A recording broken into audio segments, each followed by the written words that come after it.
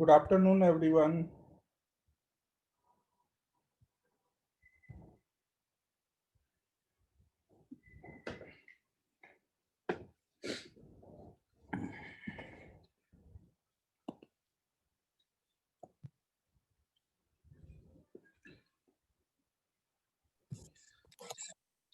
Last class में हम लोगों ने वो कुछ होमवर्क दिया होगा, डिफ्रैक्शन और पोलराइजेशन छोड़ के बाकी बोला था मैंने करने के लिए। तो पहले उसके डाउट डिस्कस कर लेते हैं, फिर थोड़ा सा बचा है फिर वो कर लेंगे।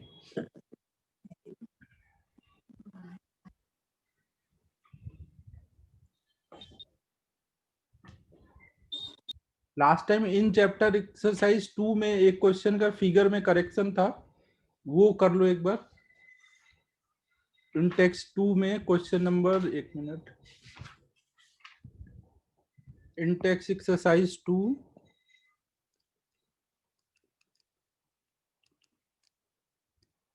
Question number 5। इसमें देखो ये करेक्शन है, यहां से राइट आ रही है S1 S2 और इसके सामने S2 डैश है, यहाँ पे S2 डैश है और ये S1 डैश है, और यहाँ स्क्रीन पर मैक्सिमा मिनिमा बताया गया है। क्या मतलब ये इसके मिड पॉइंट के सामने है ना। अब इसको लेके सॉल्व करोगे तो हो जाएगा। अभी करा दूं या आप कर लोगे, क्योंकि करेक्शन था इसलिए अब खुद से एक बार ट्राई कर लो।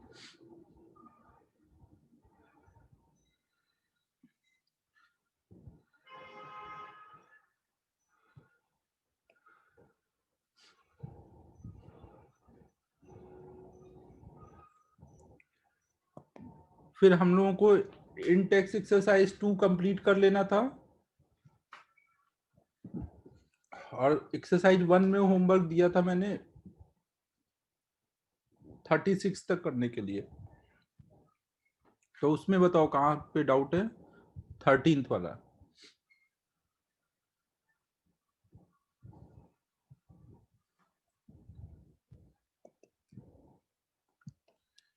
पहले 13th देखो,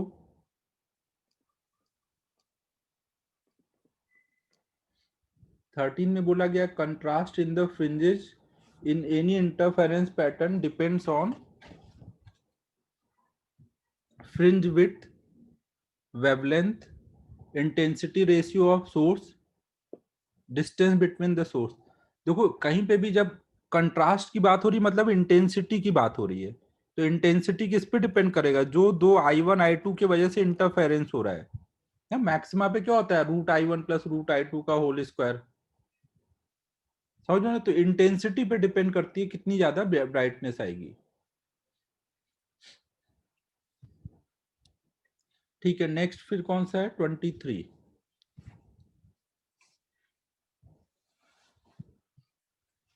23 में in YDSC experiment one of the slit is so painted that the intensity of light emitted from it is half that of the light emitted from the other slit. Then देखो अगर एक से I आ रहा है और दूसरे से I/2 आ रहा है ना, दो अगर हमारे स्लिट है और एक से मान लो कुछ I0 आ रहा है और दूसरे से I0/2 आ रहा है ना, यहाँ पे आपने कुछ लगा दिया, तो fringes system will be disappear ना। ऐसा नहीं होगा ना, अगर आप इसकी इंटेंसिटी कम हो जाएगी तो ब्राइटनेस कम हो जाएगी, जो ब्राइट फ्रिंज है वो कम ब्राइट हो जाएगी, और जो डार्क फ्रिंज है उस वहां पे भी थोड़ी लाइट आ जाएगी ना, क्योंकि जहां मिनिमा हो रहा होगा वहां जीरो नहीं आएगा ना। √I1 plus √I2 minus √I2 का स्क्वायर ना। समझो अगर I1 I2 इक्वल होते तो मिनिमा पे जीरो हो जाता, तो अब मिनिमा पे इंटेंसिटी बढ़ जाएगी ना, जहां डार्क फ्रिंज है वहां इंटेंसिटी बढ़ जाएगी, और जहां ब्राइट फ्रिंज है वहां पे इंटेंसिटी कम हो जाएगी ना। √I1 प्लस √I2 अगर दोनों इक्वल होते तो ज्यादा आता, 4I0 आता ना। अभी एक I0 है और एक I0/2 है, तो पहले से कम आएगा। तो इस हिसाब से अगर आप आंसर करो तो क्या हो जाएगा, bright fringe will become brighter and dark, ये नहीं होगा, both bright and will become darker.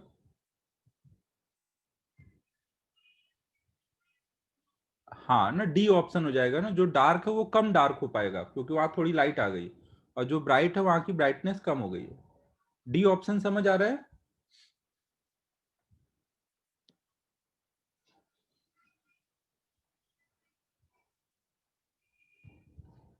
23 बताओ भाई, आदित्य तूने पूछा था, समझ आया क्या?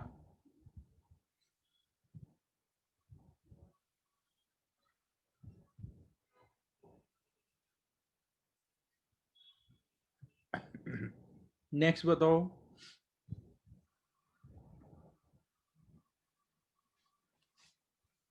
33 देखो।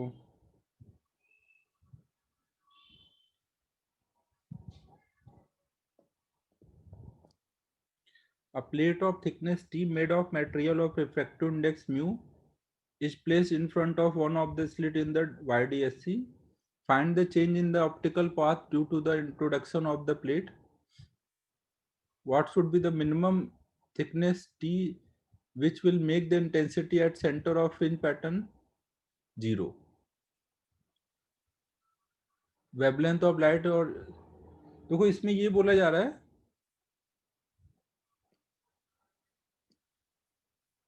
ऐसे है, और हमने इसमें ऊपर वाले स्लिट के सामने एक ऐसे ग्लास की स्लैब रख दी जिसकी थिकनेस कुछ टी है। तो इसके वजह से क्या होता है, ऑप्टिकल पाथ लेंथ जो होगा ना, हमें पूछा गया है कि find the change in optical path due to introduction of the plate.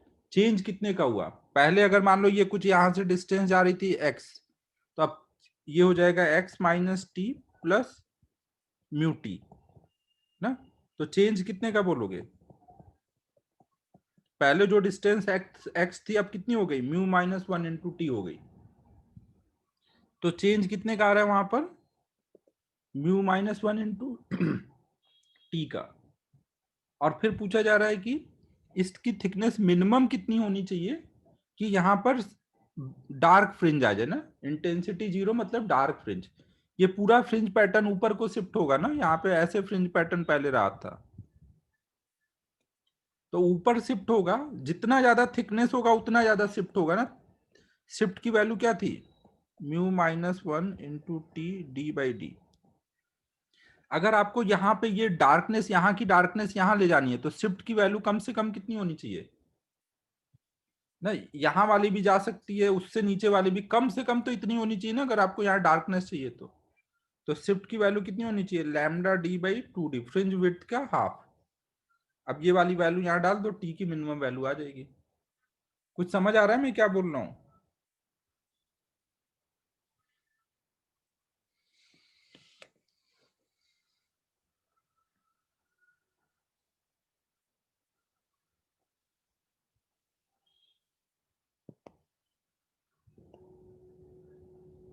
Next बताओ।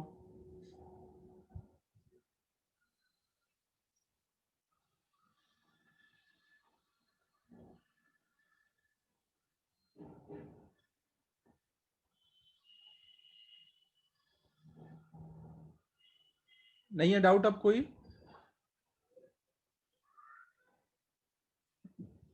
29 देखते हैं।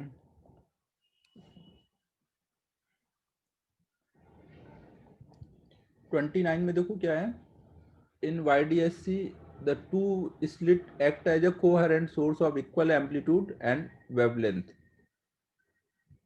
In another experiment with the same setup, two slits of source of equal amplitude and wavelength but are incoherent. The ratio of intensity at the midpoint of the screen in the first case and second case. देखो आपको बोला गया कि एक case में coherent sources है और एक केस में इनकोहेरेंट सोर्सेस है। अगर मान लो यहाँ से जो इंटेंसिटी यहाँ पहुंच रही है वो आई नॉट है और इससे भी आई नॉट पहुंच रही है, तो यहाँ पे जब कोहेरेंट के केस में मैक्सिमम मिलेगा सेंटर पे, तो उसकी वैल्यू कितनी होगी, 4 I naught. Root I naught plus root I naught का सम का स्क्वायर 4 आई नॉट आएगा ना। और इनकोहेरेंट में मैंने क्या बताया था, इनकोहेरेंट में कोई भी पॉइंट पे आई कितना होता है, I1 प्लस I2 ना, cos फाइव वहां 0 हो जाता है, तो I0 प्लस I0 कितना हो जाएगा, I1 I2 दोनों I0 है ना इनकोहेरेंट के केस में। तो इसका मतलब रेशियो क्या आ रहा है, 2:1 का आ रहा है ना, कोहेरेंट का केस में डबल आ रहा है इनकोहेरेंट से। समझ आया सुजल, प्रणव?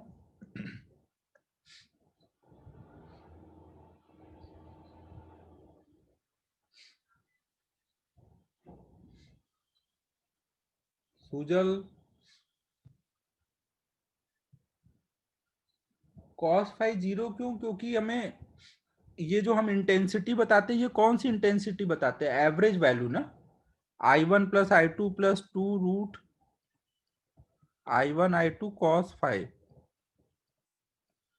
फाइव वहां पे 0 हो जाता है ना, क्योंकि जब इनकोहेरेंट रहता है तो लगातार ये फेज चेंज होता रहता है ना, फेज में वहां पे क्या आ जाता है, ω1 माइनस ω2 × t। टाइम अगर चेंज हो रहा है तो ये टर्म लगातार चेंज होता रहेगा, फाइव वाला टर्म। जब ω1 ω2 इक्वल होते हैं तो वहां पे जो भी एक बार फाइव आ गया वही कांस्टेंट हो जाता है, लेकिन इसमें लगातार चेंज होगा ना, क्योंकि ये डिफरेंस वाला टर्म लगातार चेंज होगा। सूजल यार ये सब पहले बता चुका हूं, तू अभी ये सब डाउट पूछ रहा है। ये तो फॉर्मूला लिखा है इनकोहेरेंट के लिए आई निकालने का फॉर्मूला, अब देखो पहले कैसे बताया था।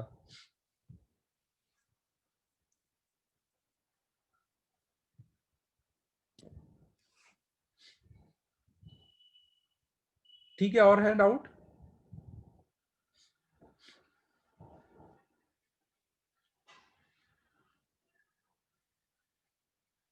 ठीक है, फिर अब इस चैप्टर में अब दो छोटे छोटे टॉपिक बचे हैं, ये केवल मेंस में आते हैं।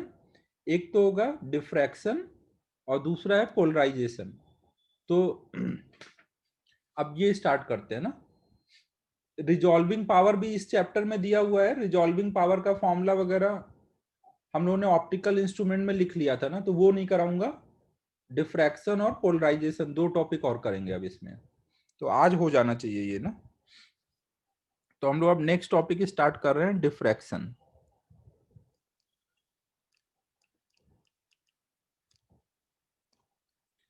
देखो अभी हमने पीछे क्या देखा है, इंटरफेरेंस। पहले तो देखो डिफ्रैक्शन होता क्या है। डिफ्रैक्शन देखो क्या होता है, कहीं पर भी जब लाइट आ रही है और उसके सामने कोई ऑब्स्टेकल आ गया ना, तो अगर ऑब्स्टेकल आ गया, मान लो एक डिस्क हमने रख दी, तो यहाँ पे आप सामने अगर स्क्रीन है, हर तरफ से यहाँ लाइट आ रही है, तो ऐसा नहीं होगा कि केवल इतने पार्ट में ही लाइट दिखेगी, केवल इतने पार्ट में लाइट दिखेगी, यहाँ अंधेरा होगा, ऐसा नहीं होगा। आप देखोगे लाइट आने के बाद कुछ बेंड करके इधर भी आ रही होगी, यहाँ पे भी लाइट आ रही होगी। तो जब भी कहीं पे भी कोई ऑब्स्टेकल का ऐसे कॉर्नर मिलता है, तो कॉर्नर से लाइन बेंड कर जाती है। या फिर उल्टा, मान लो हमने एक ऐसे स्क्रीन में एक ऐसा होल बना रखा है और सामने स्क्रीन है ना, इधर से लाइट आ रही है, ये पार्ट से लाइट पास नहीं कर सकती ना, ये वॉल है, बीच में होल है। तो ऐसा नहीं है कि लाइट का स्पॉट केवल आपको यहाँ पे ही दिखेगा ना, लाइट आपको दिखेगा ऐसे और भी जगह गई हुई है। तो लाइट जो होती है आकर के कॉर्नर से ऐसे बेंड कर जाती है। तो bending of light from corners of object को ही हम लोग डिफ्रैक्शन बोलते हैं। डिफ्रैक्शन क्या है,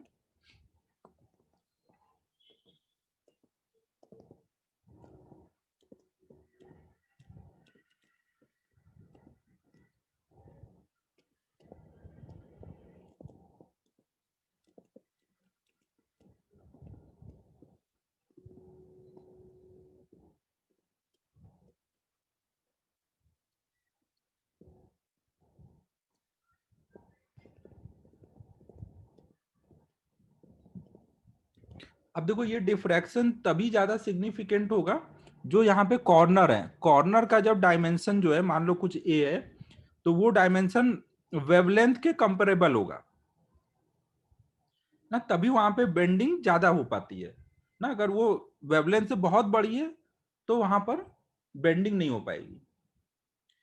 ये जो डिफ्रैक्शन होता है ये हर एक वेब के लिए होता है, साउंड वेब के लिए भी होता है, स्ट्रिंग वेब के लिए भी होता है, सबके लिए होता है। ये यहाँ पे डायमेंशन ऑफ कॉर्नर है ना। जैसे यहाँ पे इस केस में मान लो ये होल की ये डायमीटर है, अगर ये डायमीटर लैम्डा के कंपेरेबल है तो बेंडिंग वहां पे ज्यादा होगी। अगर ये बहुत बड़ा कर दोगे तो वहां पे लाइट की बेंडिंग कम हो पाएगी।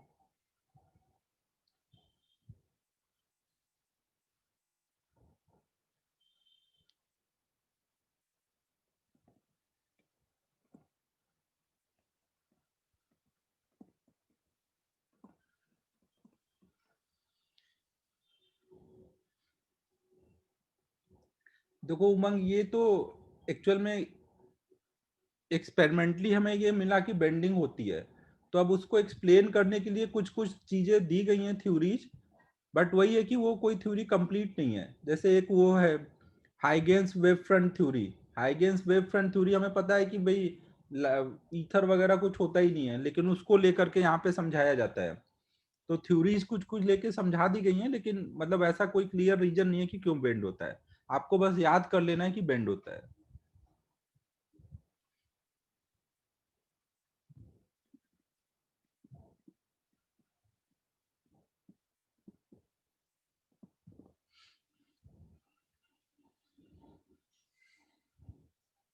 बेंडिंग का रीजन देखो ऐसे दिया जाता है कि जैसे मान लो लाइट आ रही है, मतलब ऐसे वेव फ्रंट आ रही है, तो जो वेव फ्रंट यहाँ पहुंच रही है तो उस वेव फ्रंट का हम मानेंगे कि यहाँ पर हर एक पॉइंट एक नया सोर्स हो गया। और वो क्या कर रहा होगा, अब यहाँ पर नए वेव्स आगे को वेवलेट भेजना शुरू कर देगा ना। यहाँ से हर तरफ को अब लाइट निकलना शुरू होगी।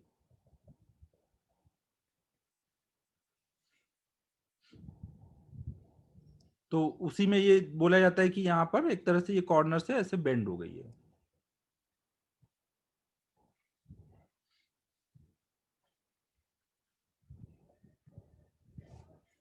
बट आपको वो याद ही रखना है कि कॉर्नर से बेंड हो जाता है, इसी को हम लोग डिफ्रैक्शन बोलते हैं।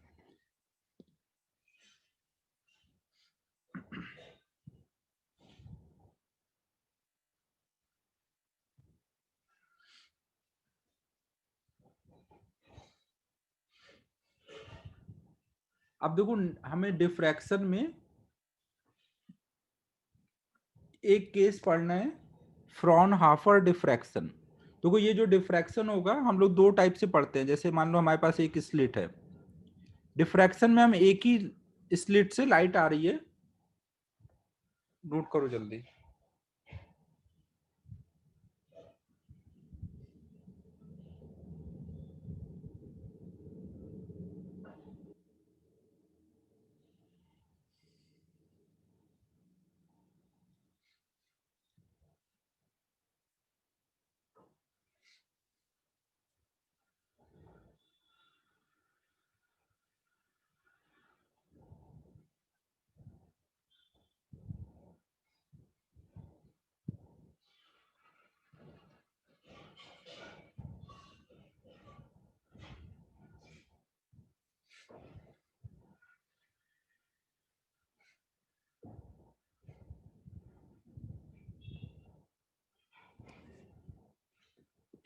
तो जैसे एक स्लिट पे लाइट आ रही है, तो इस स्लिट से जब लाइट निकलेगी तो सामने वाले स्क्रीन पे कहाँ पे कितनी इंटेंसिटी होगी, हमें ये चेक करना है ना। डिफ्रैक्शन में एक ही स्लिट होगी, ध्यान रखना।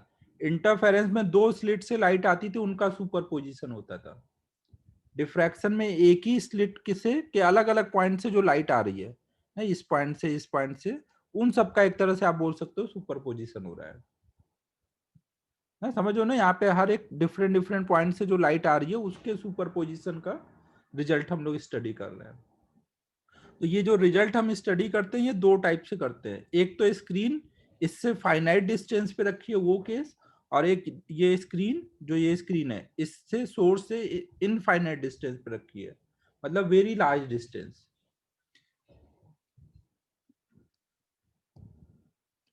अगर डी की वैल्यू फाइनाइट होगी तो फाइनाइट वाले केस को फ्रेस्नेल करके एक साइंटिस्ट थे, उन्होंने स्टडी किया था, तो इसलिए उसको हम लोग बोलेंगे फ्रेस्नेल डिफ्रैक्शन।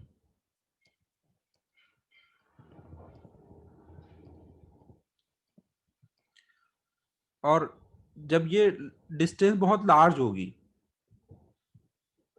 तो उस केस को फ्रॉनहाफर करके एक साइंटिस्ट थे, फ्रॉनहाफर,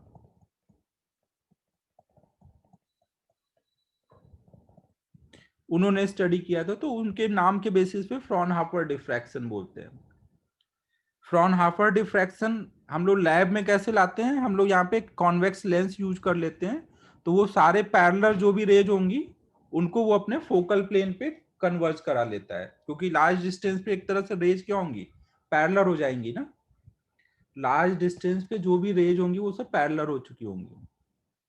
तो लार्ज डिस्टेंस के लिए लैब में हम लोग कॉन्वेक्स लेंस यूज कर लेते हैं, तो इससे जो भी रेज पैरेलल जा रही होंगी वो इसके फोकल प्लेन पे कोई पॉइंट पे कन्वर्ज होती दिखेगी। तो हमारा एक तरह से वो काम हो जाता है लार्ज डिस्टेंस वाला। तो हमें केवल ये फ्रॉनहाफर डिफ्रैक्शन ही करना है। डिफ्रैक्शन देखो मेंस का टॉपिक है और वो भी लिमिटेड करना है ना, बहुत ज्यादा कुछ नहीं इसमें करना है। तो बस मैं ये फ्रॉनहाफर डिफ्रैक्शन कराऊंगा, इसमें बस फॉर्मूला बता दूंगा और कहाँ पे मैक्सिमा आता है कहाँ पे मिनिमा आता है ये करा दूंगा ना, इससे ज्यादा करने की जरूरत नहीं है। और इसका डेरिवेशन काफी लेंदी है, तो वो डेरिवेशन कर नहीं सकते, बस फॉर्मूला ही देख सकते हैं। अगर किसी को डेरिवेशन करने का मन हो तो आप खुद से ट्राई करो और मुझसे अलग से व्हाट्सएप पे डिस्कस कर लो ना, उसमें करा दूंगा। क्लास में वो लेंदी है, कोई काम का नहीं है, इसलिए नहीं करा रहा हूँ। देखो एक कोइंसिडेंस था कि ये फ्रेस्नेल और फ्रॉनहाफर दोनों जिन्होंने डिफ्रैक्शन स्टडी किया था, दोनों ही बहुत कम एज में ही मर गए थे, और दोनों की एज भी जो मरने की थी वो सेम ही थी। तो पता नहीं डिफ्रैक्शन का इनके एज से क्या रिलेशन है। दोनों के नाम भी एफ से हैं, दोनों के मरने की एज भी सेम ही आई, दोनों ने डिफ्रैक्शन को ही स्टडी किया जाता। तो हम लोग अब डिफ्रैक्शन में हम लोग अब फ्रॉनहाफर डिफ्रैक्शन करने जा रहे हैं। तो ये नेक्स्ट पेज पे लिखता हूं।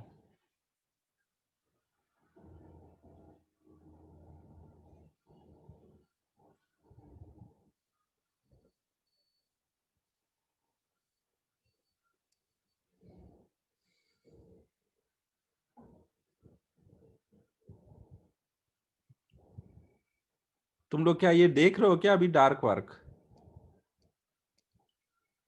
अभी मत देखो भाई, एग्जाम होने के बाद देखना आराम से।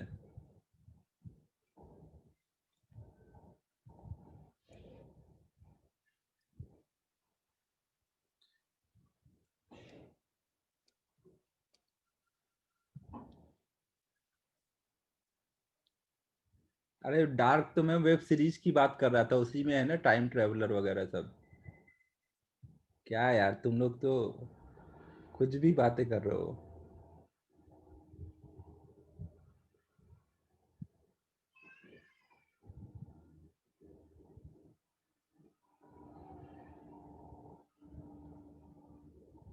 श्रेयांश तो देखो अभी काली घाट की गुफा से ऊपर नहीं उठ पाया है, कहाँ तुम लोग टाइम ट्रेवलर की बातें कर रहे हो।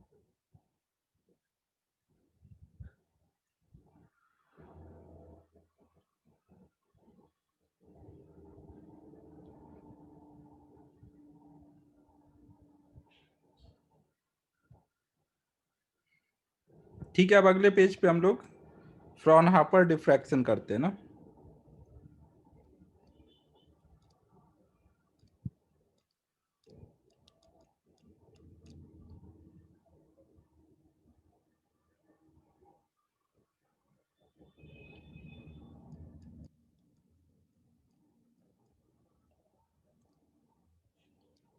श्रेयांश इसीलिए तू एग्जाम में अच्छा नहीं कर रहा है, इधर बीच यही सब काम करता रह रहा है, वेब सीरीज देखेगा तो कहाँ से पढ़ाई होगी।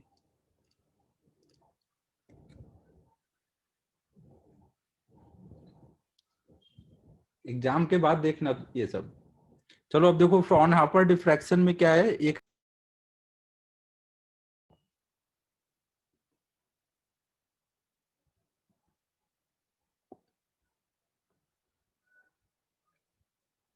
अरे यार ये क्या दिक्कत है, कुछ पावर फ्लक्चुएट हुआ।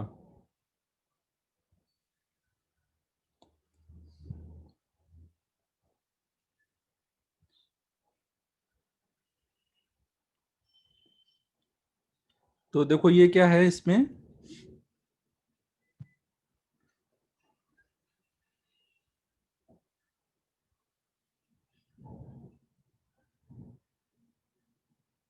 चलो अच्छा है यार, अभी कुछ ज्यादा लिखे नहीं थे।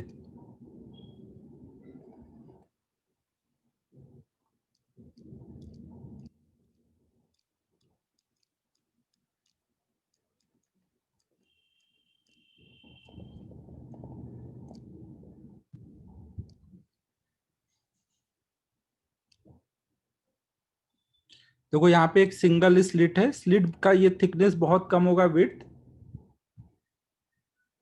ये हमें फाइनाइट वाला नहीं, लार्ज डिस्टेंस वाला देखना है ना, फ्रॉन हापर देखना है हमें, फ्रेस्नेल नहीं देखना है। तो ये विड्थ की वैल्यू बहुत कम है, बट दिखाने के लिए मैंने थोड़ा बड़ा दिखाया है, और इसके सामने स्क्रीन है। और यहाँ पर लाइट आ रही है इधर से। तो लाइट आने के बाद क्या होगा, यहाँ पे स्क्रीन में केवल ऐसा नहीं है कि इसके सामने ही स्पॉट दिखेगा लाइट का, ब्राइट फ्रिंज दिखेगी ना, बाकी जगह पे भी दिखेगा, लेकिन यहाँ पे जो इंटेंसिटी होती है सबसे ज्यादा सामने वाले पॉइंट पे ही होती है, फिर बाकी जगह पे ये इंटेंसिटी कम होती जाती है। लगातार फिर ये इंटेंसिटी ऐसे कम होती जाएगी। तो हमें, अगर मान लो सेंटर जो है, सेंटर पे अगर इंटेंसिटी की वैल्यू कुछ आई नॉट है, तो हमें निकालना है कोई थीटा पोजीशन पे इंटेंसिटी कितना होगा ना। तो कोई थीटा पोजीशन पे इंटेंसिटी की वैल्यू आएगी I equal to I naught sine phi upon में फाइ का स्क्वायर, जहां पे phi is pi by lambda into B sine theta. अगर आपको थीटा पोजीशन पे देखना है, तो थीटा पोजीशन पे एक तरह से आपको फेज डिफरेंस निकालना है ना। आप इसको ऐसे सोच सकते हो, ये लिखा है 2 pi by lambda into B by two sine theta ना। ये हाफ विड्थ के वजह से यहाँ पे कितना फेज डिफरेंस आ रहा है, एक तरह से ये है वो ना। ये path difference into 2 pi by lambda किया है, और फिर वो यहाँ डाला है। डेरिवेशन नहीं करना है, मैं पहले ही बता रहा हूँ, आपको फॉर्मूला याद रखना है ना। जहां पे आई नॉट क्या है, इंटेंसिटी एट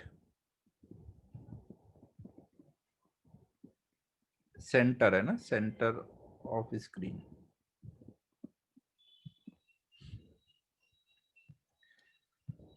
अब देखो, अगर थीटा टेंडिंग टू जीरो होगा, थीटा टेंडिंग टू जीरो होगा तो ये फाइव भी टेंडिंग टू जीरो होगा ना, और ये भी जीरो होगा, फाइव टेंडिंग टू जीरो। तो साइन फाइव बाई फाइव अगर दोनों टेंडिंग टू जीरो होते हैं, तो वहां पर लिमिट से ये वन हो जाएगा ना, तो वही आई इक्वल टू आई नॉट आ जाएगा।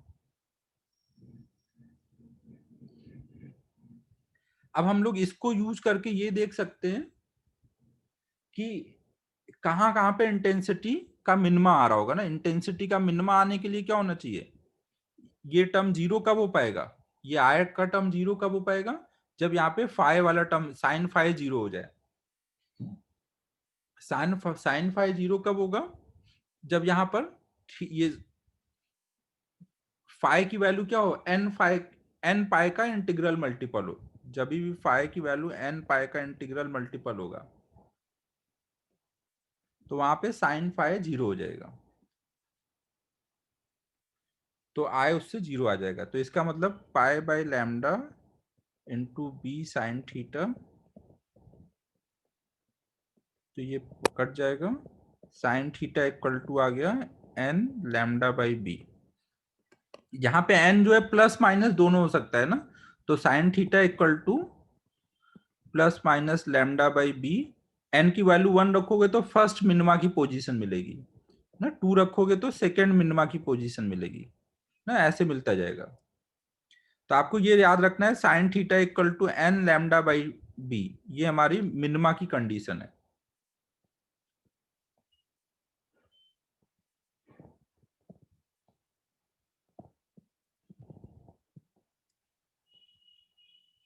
लैग आ रहा है क्या?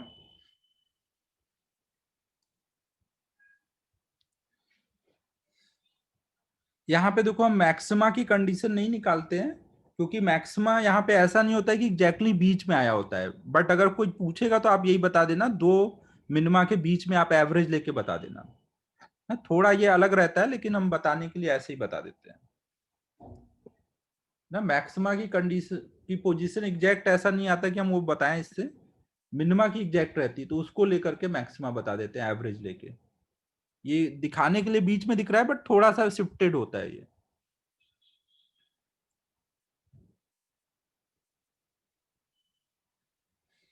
ठीक है, क्लियर है सभी को? आपको सर ये मतलब मिनिमा की कंडीशन याद रखनी है और इंटेंसिटी का फॉर्मूला याद रखना है। बोलो क्या बोल रहे हो? आप बोल रहे हो कि एक खड्डा किया तो उससे सीधा स्पॉट नहीं बनेगा, ऐसे फ्रिंजेस बन जाएगी सर्कल टाइप। हाँ हाँ, ना लाइट अगर पार्टिकल होता तो सीधे सीधे आके यहीं पे गिरता केवल ना, लेकिन लाइट वेव है तो वो क्या होता है, बाकी जगह भी फैल जाती है।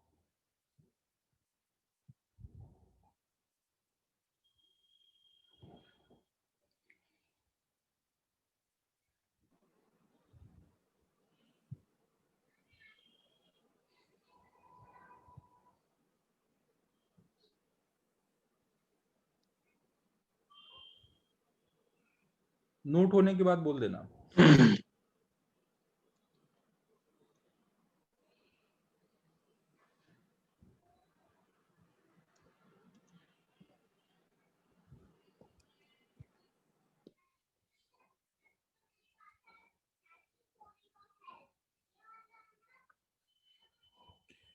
तो देखो हम इस चीज को, इंटेंसिटी को यहाँ पे ऐसे दिखा देते हैं। अगर हम y एक्सिस पे इंटेंसिटी दिखाएं और x एक्सिस पे साइन थीटा को दिखाएं, तो यहाँ पे हम ऐसा ग्राफ बना के दिखाते हैं इस चीज को।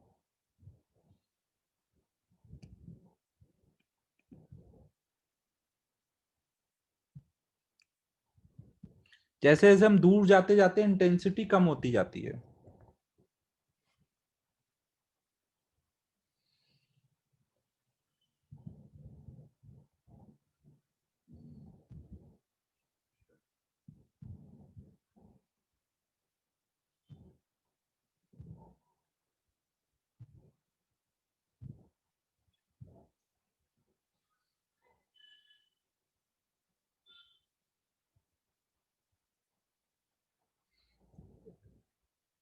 ऋग्वेद, इसके पीछे अब कोई स्लाइड ही नहीं है, लाइट चली गई थी ना बीच में, यही फर्स्ट स्लाइड है यहाँ की।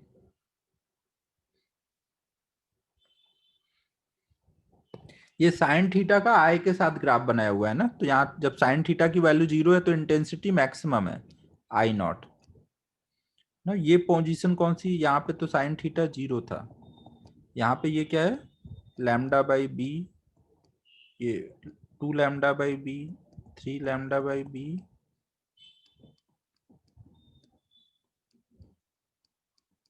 ऐसे चल रहा है ना।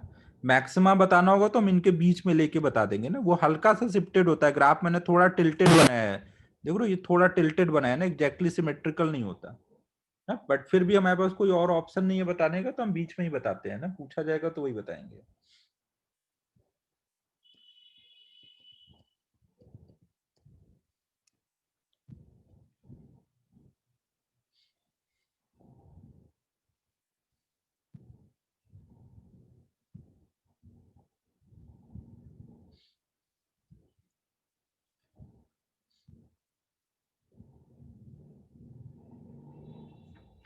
तो हम लोग देखो डिफ्रैक्शन बाय सिंगल स्लिट हमने देखा, हम लोग इसमें बस इतना ही करेंगे।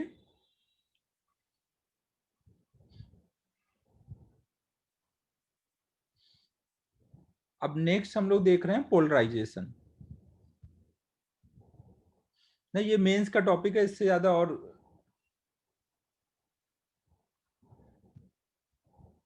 वो तो है ही है राज भाई, लाइट इतना आसान नहीं है, लाइट में डुअल नेचर है, बहुत सारी चीजें होती हैं उसमें। तो नेक्स्ट अब हम लोग देख रहे हैं पोलराइजेशन।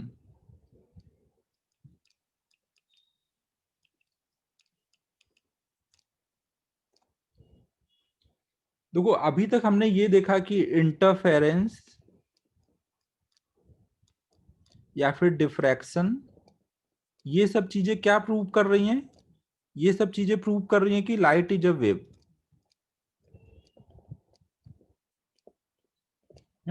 क्योंकि अगर लाइट पार्टिकल होता है तो सीधे, अगर आ रही है पार्टिकल तो सीधे आके यहीं टकराएगा ना, वो थोड़ी हर जगह फैल जाएगा। ऐसा वेव में ही हो सकता है ना कि सब जगह वेव एनर्जी फैल जाए, पार्टिकल में ऐसा नहीं हो सकता। तो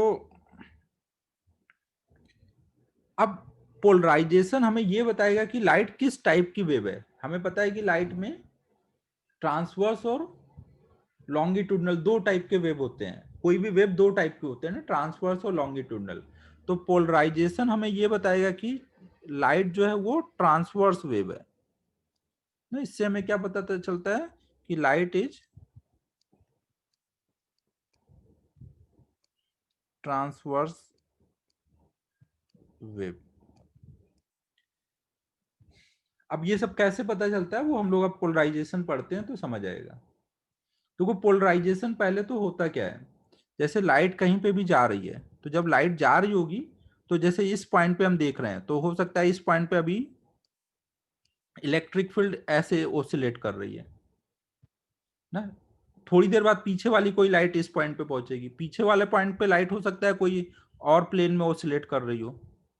हर पॉइंट पे लाइट कोई जरूरी नहीं कि एक ही डायरेक्शन में ओसिलेट कर रही होगी, उससे पीछे वाले पॉइंट पे हो सकता है कोई और डायरेक्शन में ओसिलेट कर रही है लाइट।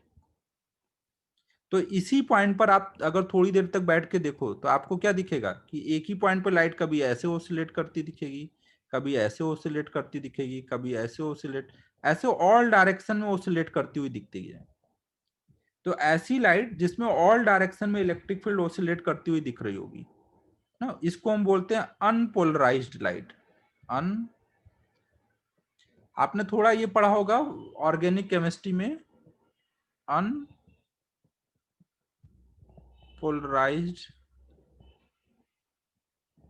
लाइट। नहीं, ये अगर कोई लाइट ऑल डायरेक्शन में ओसिलेट कर रही है तो उसको हम बोलते हैं अनपोलराइज्ड लाइट। लेकिन अगर कोई लाइट एक ही डायरेक्शन में केवल ओसिलेट कर रही है, इस पे पड़ने वाला हमेशा एक ही डायरेक्शन में ओसिलेशन दिखे, मतलब जैसे हर पॉइंट पे ओसिलेशन का डायरेक्शन सेम है, तो ऐसी लाइट को जब आप सामने से देखोगे तो आपको क्या दिखेगा, एक ही डायरेक्शन में ओसिलेट करती हुई लाइट दिखेगी ना। ये कुछ इसका एम्पलीट्यूड ई नॉट है, तो ई नॉट रेडियस का सर्कल बनाते हैं ना, ये ई नॉट रेडियस एम्पलीट्यूड का सर्कल है।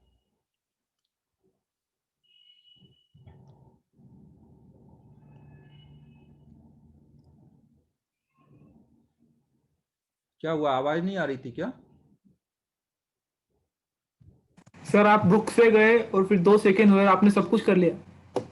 अरे बाप रे। देखो मैं ये बोल रहा हूँ, देखो मैं ये बोल रहा हूँ, यहां तक हो गया था क्या? पोलराइजेशन हमें क्या बताता है? सर केमिस्ट्री का बोला था ना, तब गए आप। अच्छा वहां पे गया, ठीक है। तो तो उसके बाद वैसे कुछ समझाया नहीं है। अनपोलराइज्ड लाइट क्या होता है, उसमें ऑल डायरेक्शन में लाइट ओसिलेट करती हुई दिखेगी। एक ही पॉइंट पे अगर आप सोचो सामने से देखो तो आपको ऑल डायरेक्शन में ऐसे लाइट ओसिलेट कर रही होगी ना। और जब कोई लाइट अगर पर्टिकुलर एक ही डायरेक्शन में ओसिलेट करे तो ऐसी लाइट को हम लोग पोलराइज्ड लाइट बोलते हैं ना। ये जो लाइट है ये, और एक ही प्लेन में है तो इसको बोलेंगे प्लेन पोलराइज्ड लाइट।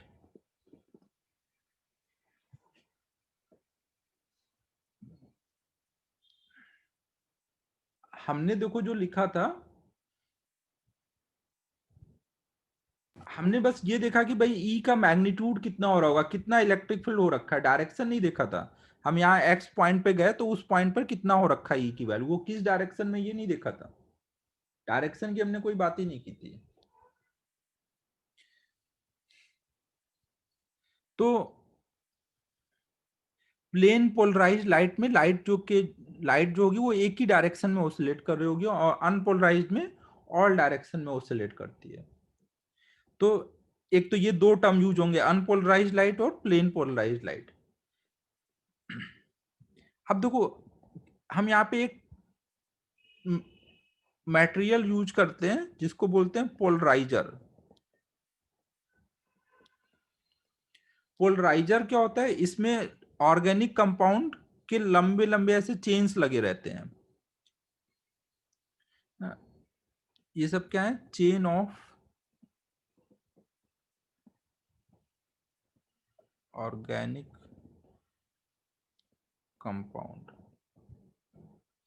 ये जो ऑर्गेनिक कंपाउंड होते हैं, जब इन पे इलेक्ट्रिक फील्ड गिरती है तो वो इलेक्ट्रिकली एक्टिव हो जाते हैं ना, कंडक्शन स्टार्ट कर देते हैं।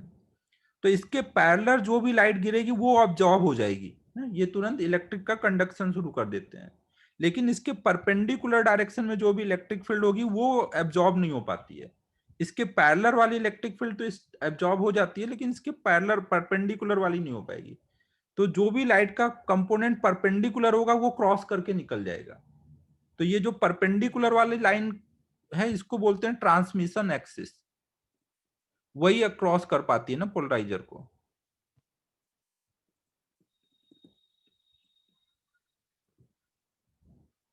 ये पोलराइजर का काम क्या है? लाइट को पोलराइज करना। अनपोलराइज लाइट को ये पोलराइज कर देगा ना। पोलराइजर क्या है?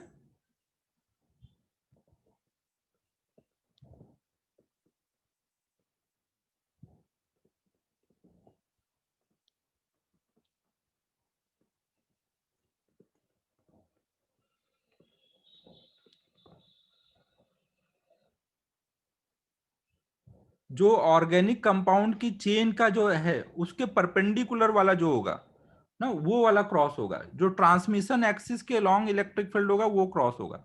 नाम से ही क्लियर है ना, ट्रांसमिशन एक्सिस मतलब जो ट्रांसमिट हो जाए। जो ट्रांसमिशन एक्सिस के पैरेलल वाली इलेक्ट्रिक फील्ड होगी वो क्रॉस हो पाएगी, परपेंडिकुलर वाली एब्जॉर्ब हो जाएगी।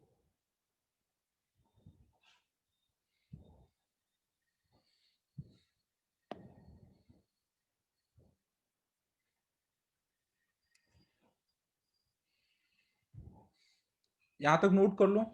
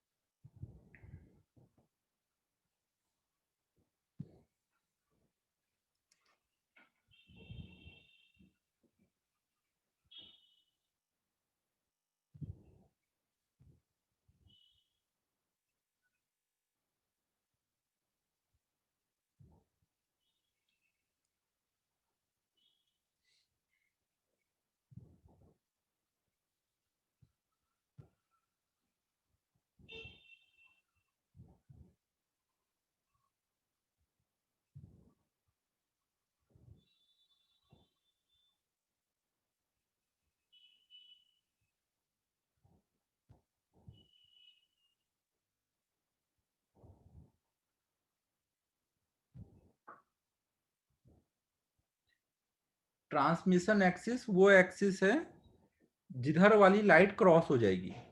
अगर ट्रांसमिशन एक्सिस के पैरेलल इलेक्ट्रिक फील्ड है तो वो क्रॉस हो जाएगी। अभी नोट कर लेना है, ज्यादा दिमाग नहीं लगाना है ना, थोड़ा समझाने दो अभी।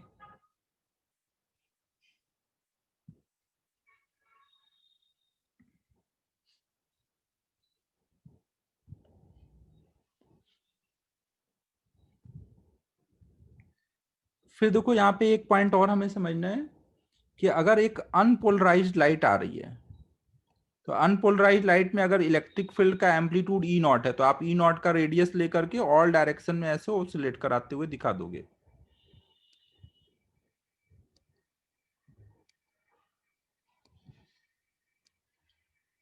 और अगर मान लो इसकी इंटेंसिटी आई नॉट है तो आप इसको रिजॉल्व करके ऐसे सोच सकते हो। अगर मान लो मैं इधर को एक्स एक्सिस ले लूं और इधर को वाई एक्सिस, तो कोई भी इलेक्ट्रिक फील्ड जो अभी इस डायरेक्शन में है उसका एक्स एक्सिस में कंपोनेंट कितना आएगा, एक्स में कंपोनेंट कितना आएगा, ई नॉट कॉस थीटा ना। टोटल इंटेंसिटी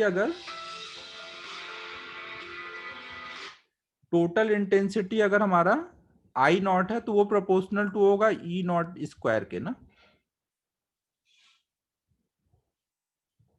अब देखो ऐसे यहाँ पे बहुत सारे हर डायरेक्शन में इलेक्ट्रिक फील्ड है ना, तो हर एक का कंपोनेंट लोगे और अगर मुझे सोचना रहे कि भाई टोटल कितनी एक्स एक्सिस के लॉन्ग कंपोनेंट की वजह से कितनी इंटेंसिटी टोटल आ रही है, तो आप किसके प्रोपोर्शनल सोचोगे, ई नॉट कॉस थीटा के स्क्वायर, थीटा यहाँ पे वैरी कर रहा होगा ना, तो ये कितना हो जाएगा, ई नॉट का square into cos square theta. यहाँ पे थीटा क्या है, 0 से 2 पाई के बीच में सारे एंगल्स मिलेंगे ना, हर डायरेक्शन में लाइट ऑसिलेट कर रही है, तो एवरेज वैल्यू आपको कितनी मिलेगी, एवरेज वैल्यू एक्स एक्सिस के लॉन्ग इंटेंसिटी की कितनी मिलेगी, आई नॉट बाई टू, नहीं इसको आई नॉट बोल दोगे, इसको 1/2, तो ये आई नॉट बाई टू होगा। इन द सेम वे हम वाई एक्सिस के लॉन्ग अगर हम रिजॉल्व करके सोचें तो ई नॉट साइन थीटा, तो इंटेंसिटी वाई एक्सिस के लॉन्ग केवल सोचें, उस जो वाई एक्सिस के लॉन्ग लाइट आ रही है पोलराइज्ड लाइट, उसके वजह से कितनी इंटेंसिटी है, तो वो भी कितनी हो जाएगी, आई नॉट बाई टू। ठीक है, क्लियर है। तो हम सोच सकते हैं कि एक अनपोलराइज्ड लाइट को हम बोल सकते हैं कि वो दो डायरेक्शन में पोलराइज्ड है with half half intensity, x और वाई में वो पोलराइज्ड है with half half intensity. Clear है सभी को ये।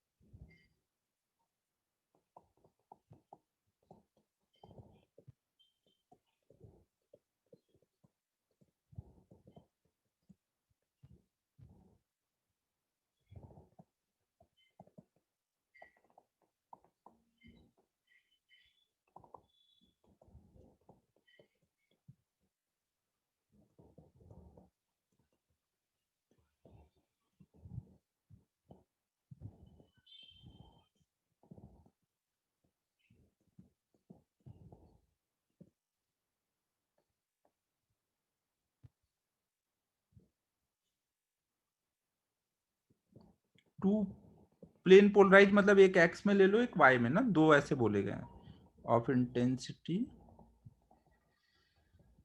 आई नॉट बाई टू ना, दोनों की intensity I naught by two लेकर के सोच सकते हैं। नोट करो यहां तक, sine square theta cos square theta की एवरेज वैल्यू हाफ होती है ना, वो याद रखना है ना, डायरेक्ट यूज कर लो।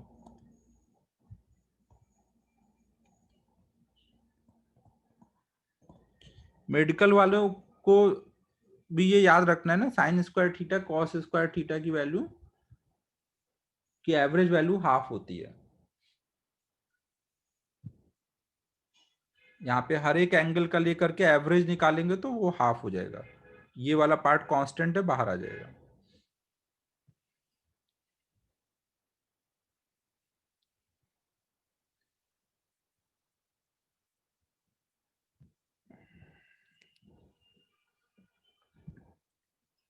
मतलब हम ऐसे सोचेंगे कि अगर कहीं पे लाइट इधर जा रही है और कोई अनपोलराइज लाइट ऑल डायरेक्शन में ऑसिलेट कर रही है, इसकी इंटेंसिटी आई नॉट है, तो हम इसको ऐसे सोच लेंगे कि यहाँ पर एक कुछ एक्स एक्सिस में आई नॉट बाई टू की लाइट है और एक वाई एक्सिस में आई नॉट बाई टू की लाइट है, केवल दो डायरेक्शन में ऑसिलेट कर रही है और ये इंटेंसिटी है ना, इसको हम इसमें चेंज करके सोच सकते हैं।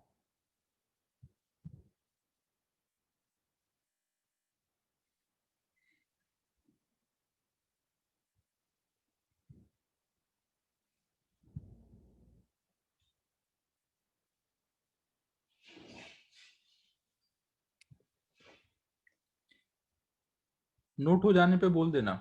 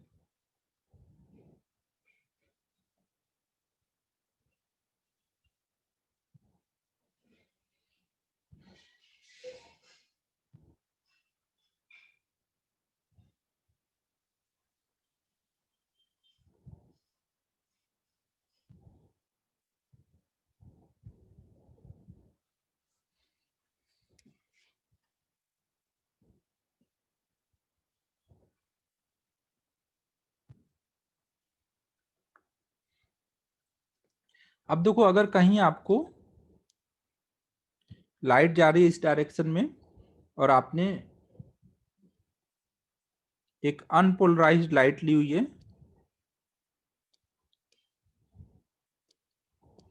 ना, अनपोलराइज्ड लाइट ली है ना, ये जो है ये ऐसा एक सर्कल लिया हुआ है ना हमने, एक मिनट,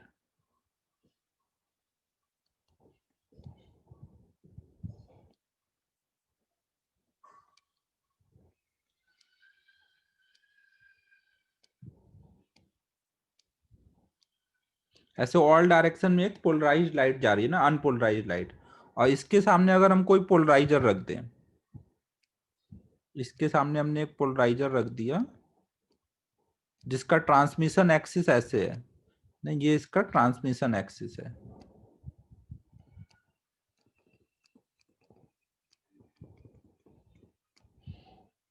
अगर ये आई नॉट इंटेंसिटी की लाइट आ रही है तो जब ये क्रॉस होके निकलेगी तो लाइट कैसी होगी और कितनी इंटेंसिटी की होगी। अभी ये अनपोलराइज्ड लाइट है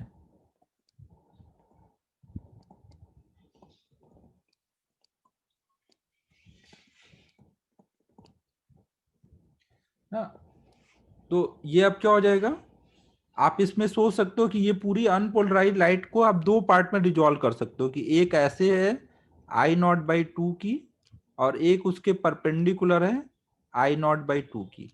तो जो ट्रांसमिशन एक्सिस के परपेंडिकुलर वाली है वो वाली तो एब्जॉर्ब हो जाएगी ना, ये पोलराइजर उसको एब्जॉर्ब कर लेगा ना, ये पोलराइजर है ना, जो इसके परपेंड ट्रांसमिशन एक्सिस के पैरेलल वाली लाइट है वो क्रॉस हो जाएगी, तो क्रॉस होके जो लाइट आएगी वो केवल ऐसे आ रही होगी ना, तो ये अब पोलराइज्ड लाइट हो जाएगी और इसकी इंटेंसिटी कितनी हो चुकी होगी I0/2 ना, ये वाली इंटेंसिटी क्रॉस होके बाहर आ चुकी है।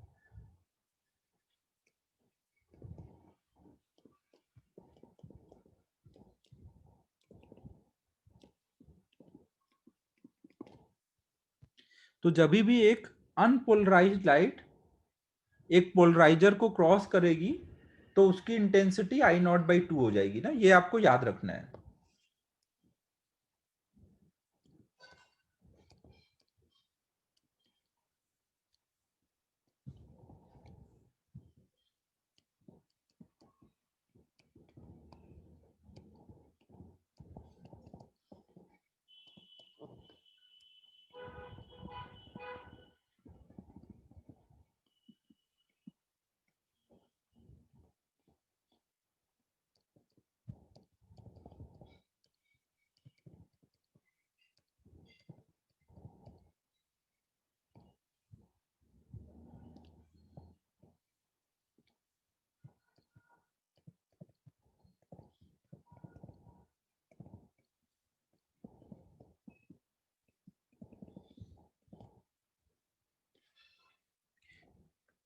तो देखो सबसे पहले तो क्या था कि भाई अनपोलराइज्ड लाइट होती है और एक प्लेन पोलराइज्ड लाइट होती है, तो हमें अब यहाँ पे ये देखना है कि अनपोलराइज्ड लाइट को हम प्लेन पोलराइज्ड लाइट में कैसे कन्वर्ट कर सकते हैं ना, अनपोलराइज्ड लाइट को हम कैसे प्लेन पोलराइज्ड लाइट में कन्वर्ट कर सकते हैं। तो कन्वर्ट करने का तरीका क्या है, एक तो तरीका है बाय पोलराइजर ना, हम एक पोलराइजर यूज कर सकते हैं जिसमें जो ट्रांसमिशन एक्सिस होगा उसके पैरेलल लाइट पोलराइज्ड हो जाएगी और इंटेंसिटी हाफ हो जाएगी।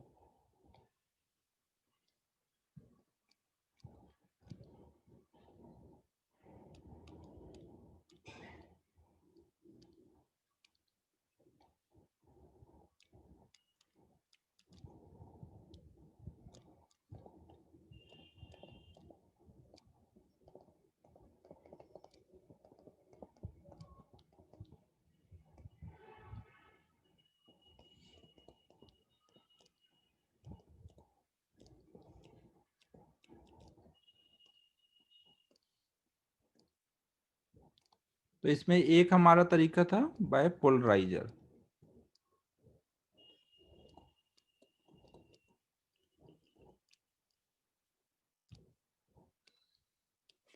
इसको पोलरॉइड भी कुछ बोलते हैं, एक मिनट में कुछ चेक करने दो नाम इसका।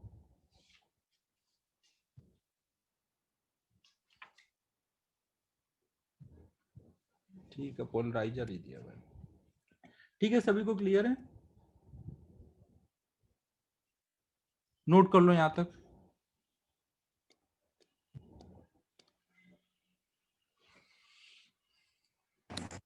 तो वो लिखा क्या है?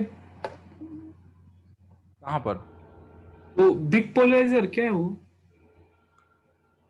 बिग पोलराइजर, बाय पोलराइजर लिखा है। बाय में, ओके।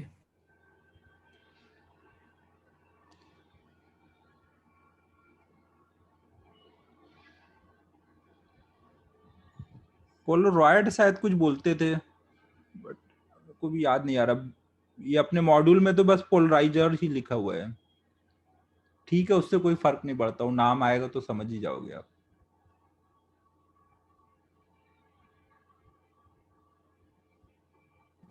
सर ये सेकंड है तो पहला क्या था? अरे ये पहला है भाई, पहला है। बायपोलराइजर पहला है।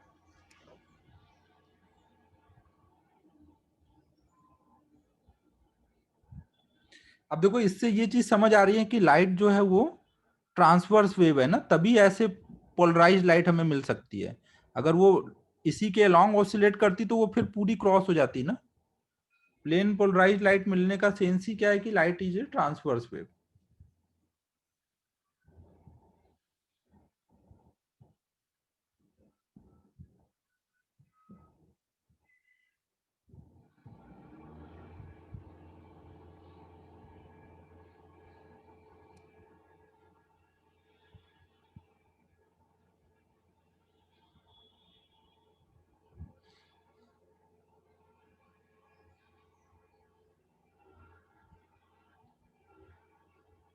क्या है आदित्य, बोलो।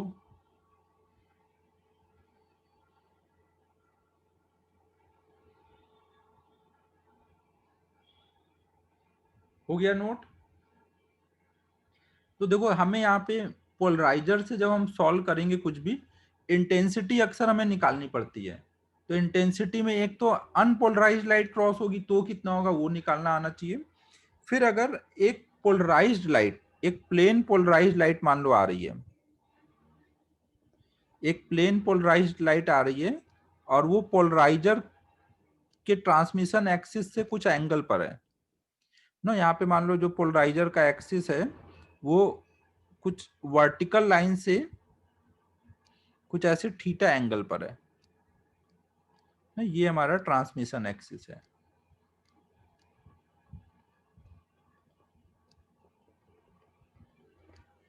तो अगर हमारी plane polarise light I naught intensity की आ रही है, तो ये जब इसको क्रॉस करेगी तो कितनी इंटेंसिटी की लाइट हमें मिलेगी? देखो, अगर हम ऐसे सोचेंगे कि आई नॉट इंटेंसिटी के करस्पॉन्डिंग मान लेते हैं कि इधर को कुछ एम्पलीट्यूड होगा ई नॉट, तो आई नॉट क्या होगा? प्रोपोर्शनल टू रहा होगा इधर जो भी एम्पलीट्यूड है उसके। जब क्रॉस करेगा तो केवल कौन सा एम्पलीट्यूड बचेगा फाइनल लाइट में?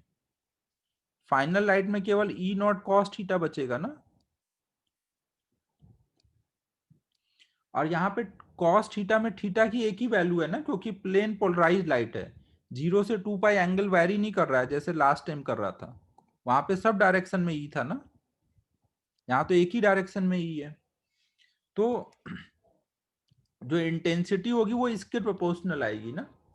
तो हम अगर स्क्वायरिंग कर दें तो नई इंटेंसिटी जो होगी वो प्रोपोर्शनल टू ई स्क्वायर होगी, मतलब E naught square cos square theta. तो हम बोलेंगे आई इक्वल टू क्या आएगा? ई नॉट स्क्वायर मतलब आई नॉट।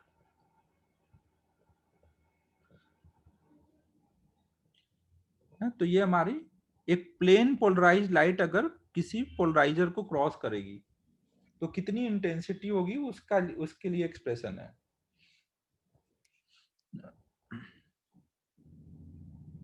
जहां पे थीटा क्या है? Theta is angle between direction of polarisation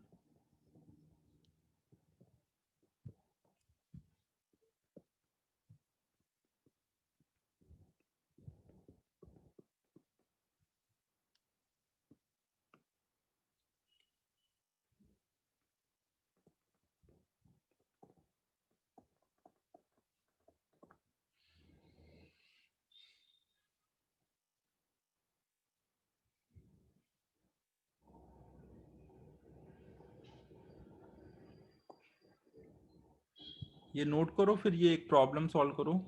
अगर कहीं पर एक अनपोलराइज्ड लाइट जा रही है जिसकी इंटेंसिटी आई नॉट है और इसके सामने दो पोलराइजर रखे हैं, एक पोलराइजर एक्स ऐसे हॉरिजॉन्टल है उसका ट्रांसमिशन एक्सिस, और दूसरे का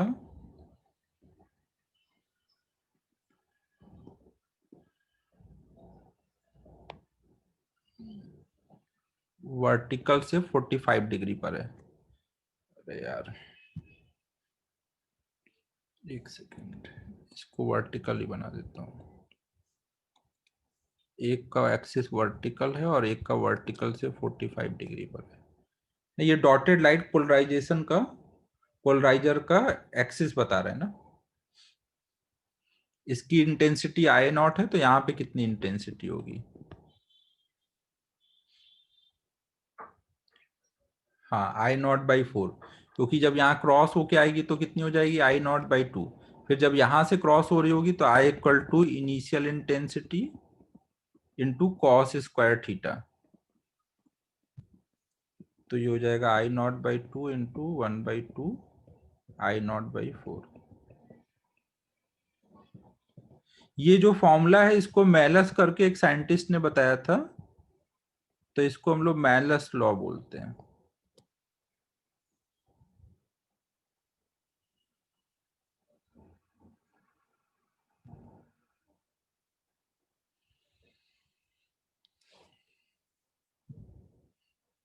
ठीक है, तो पोलराइजेशन में इसी टाइप के क्वेश्चन आते हैं। ये I equal to I naught cos square theta ना, यही इसका इंपॉर्टेंट फॉर्मूला है, ये याद रखना है।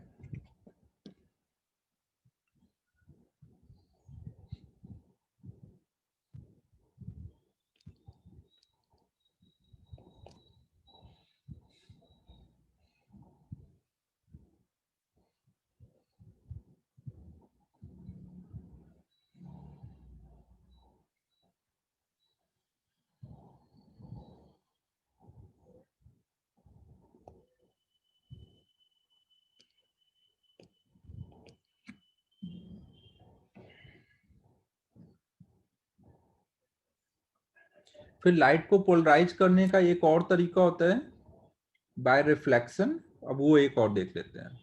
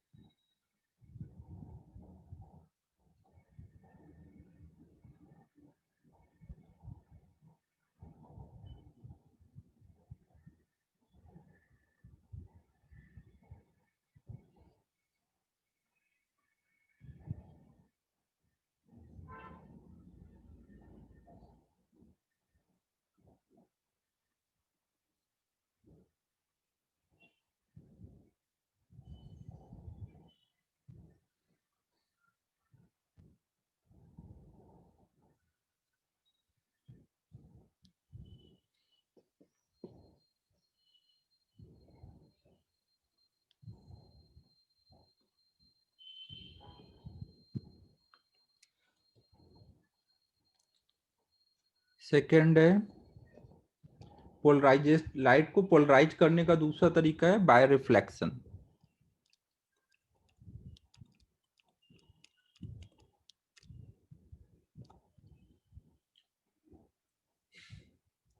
हम लोग देखो दो ही तरीके पढ़ेंगे, इसके अलावा भी और भी कुछ कुछ तरीके होते हैं। लाइट स्कैटरिंग के वजह से भी पोलराइज हो जाती है, कुछ कुछ तरीके हैं और, बट हमें ये दो ही पढ़ना है ना, तो हम बस इन पे ही फोकस कर रहे हैं। तो इसमें देखो क्या है, अगर कोई प्लेन है उस पे कोई लाइट आके गिर रही है, इसके दोनों साइड में अलग अलग मीडियम है, तो इसमें कुछ लाइट रिफ्लेक्ट हो जाती है और कुछ लाइट ट्रांसमिट हो जाती है। तो ये जो रिफ्लेक्टेड लाइट होती है इसमें पोलराइजेशन शुरू हो जाता है। ये अनपोलराइज लाइट आ रही है, ये अनपोलराइज लाइट कुछ आ रही है, तो जो रिफ्लेक्टेड लाइट होगी उसमें कुछ परसेंट लाइट पोलराइज होने लग जाती है।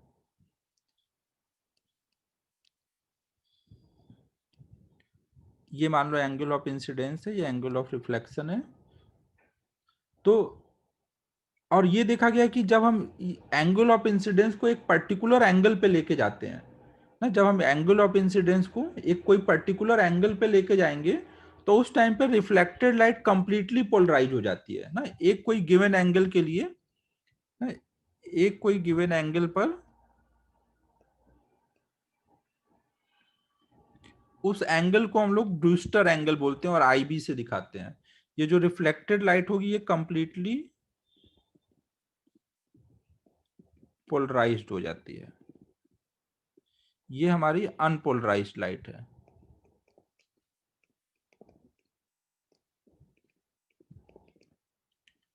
और जो ट्रांसमिट होता है वो भी अनपोलराइज्ड रहता है।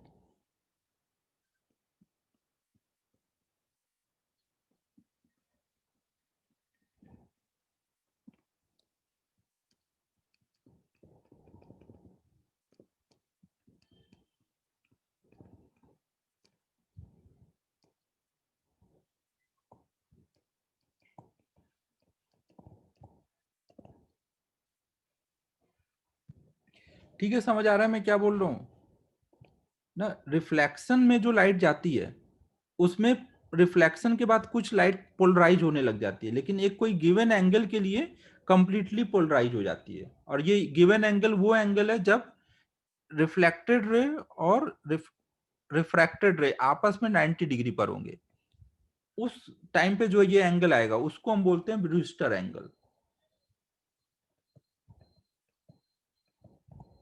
ये ब्रूस्टर करके साइंटिस्ट थे, उन्होंने बताया था, तो उनके नाम पे ब्रूस्टर एंगल बोलते हैं। इसकी वैल्यू हम निकाल सकते हैं। अगर मान लो इधर के साइड में म्यू1 मीडियम है, इधर के साइड में म्यू2 मीडियम है ना, या फिर एयर का केस लेके कर लेते हैं। मान लो म्यू1 हमारा 1 है और म्यू2 कुछ म्यू है ना, तो ये अगर एंगल आई बी है तो ये भी एंगल कितना होगा, आई बी होगा। तो ये एंगल कितना आएगा, 90 माइनस आई बी ना, ये 90 है पूरा, ये 180 है ना। तो हम इन दोनों पॉइंट के लिए स्नेल्स लॉ लगा देंगे, 1 into sine I B equal to mu into sine 90 minus I B. तो ये कॉस आई बी आ जाएगा, इसको इधर कर देंगे तो tan i B equal to mu ना। तो ब्रूस्टर एंगल की वैल्यू कितनी होती है, i B equal to tan inverse mu. अब देखो ऐसा हो क्या रहा है, हो क्यों रहा है, वो थोड़ा सा मैं आइडिया दे देता हूँ। उसकी कोई जरूरत है नहीं, फिर भी मैं थोड़ा आइडिया दे दे रहा हूँ ना। देखो यहाँ पे ये जो लाइट आ रही है इसको आप मान सकते हो कि ये इस डायरेक्शन में ऑसिलेट कर रही है और परपेंडिकुलर ऑसिलेट कर रही है इनटू द प्लेन ना। आप कोई भी अनपोलराइज्ड लाइट को दो परपेंडिकुलर डायरेक्शन में ऑसिलेट करता हुआ मान सकते हो ना।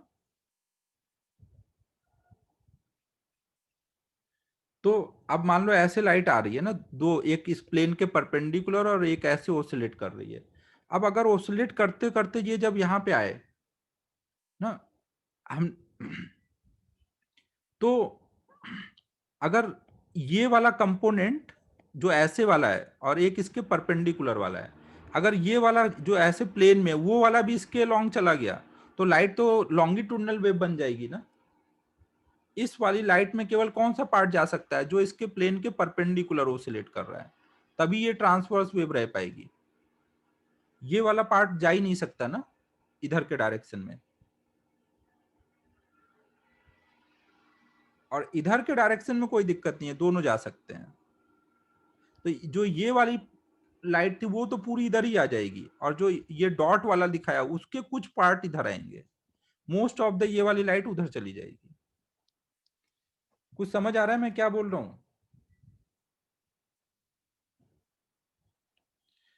कोई भी अनपोलराइज्ड लाइट को मैंने दो पार्ट में डिवाइड कर लिया ना, एक इसके पैरेलल और एक इसके परपेंडिकुलर, जो ये स्क्रीन के परपेंडिकुलर। अब जब यहाँ पे इस पर्टिकुलर एंगल पे, जब ब्रूस्टर एंगल पे आएंगे, मतलब ये जब दोनों परपेंडिकुलर होंगे, उस टाइम पे इधर वाला कंपोनेंट पूरा कट जाएगा ना, क्योंकि अगर वो गया इधर तो लाइट लॉन्गिट्यूडनल वेव बन जाएगी, तो वो पॉसिबल ही नहीं है। तो यही वाली लाइट जा पाती है ना जो डॉट से दिखाई गई है। और इधर दोनों रहेंगे। ये वाला डॉट वाला पार्ट इधर कम हो जाएगा बट रहेगा थोड़ा। हाँ राज, होता है ऐसा, जो हो रहा है वही हम लोग डिस्कस कर रहे हैं। सर प्रो लाइट से 180 डिग्री टर्न लेती है ना? 180 डिग्री टर्न मतलब 180 कहाँ टर्न हो गया? हाँ मतलब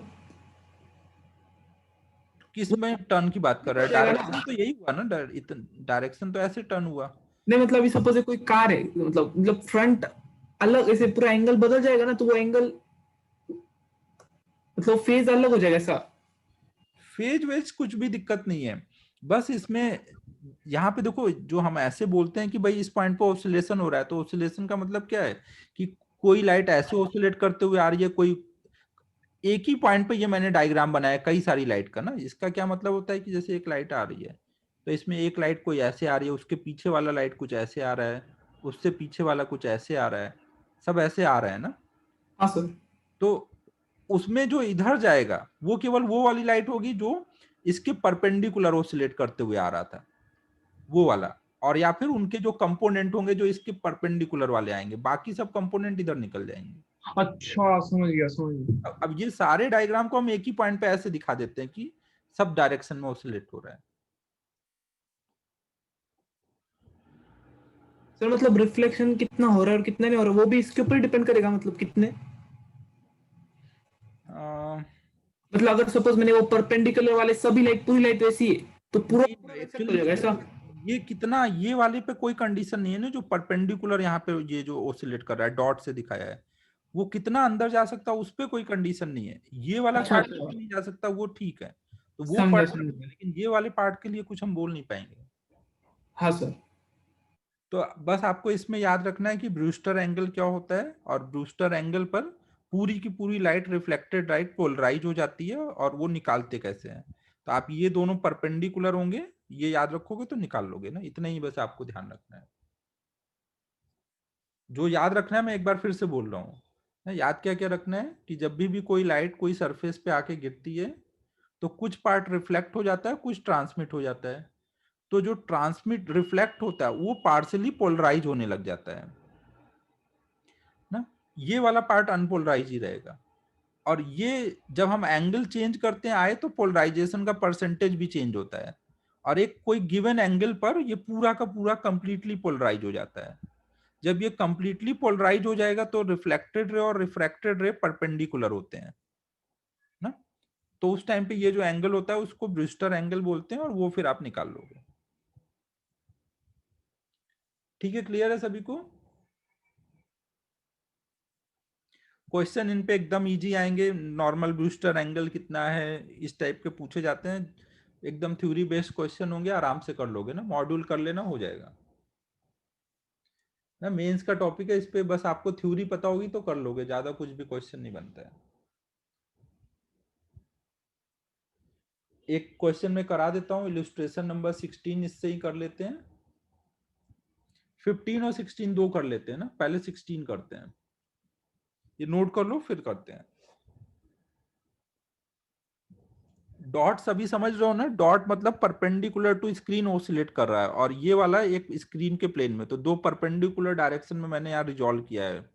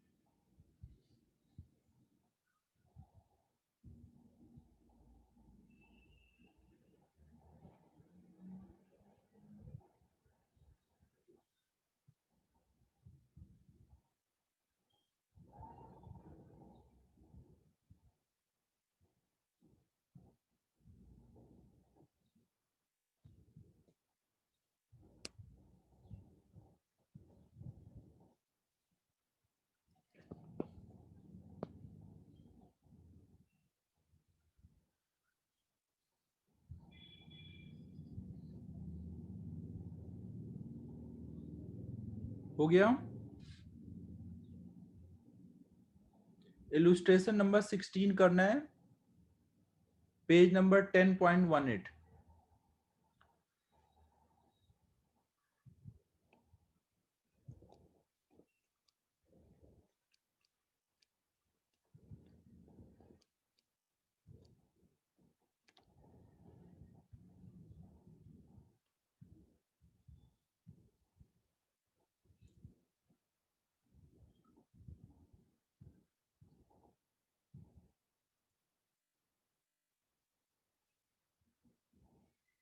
ग्लांसिंग एंगल सबको पता है ना कौन सा होता है?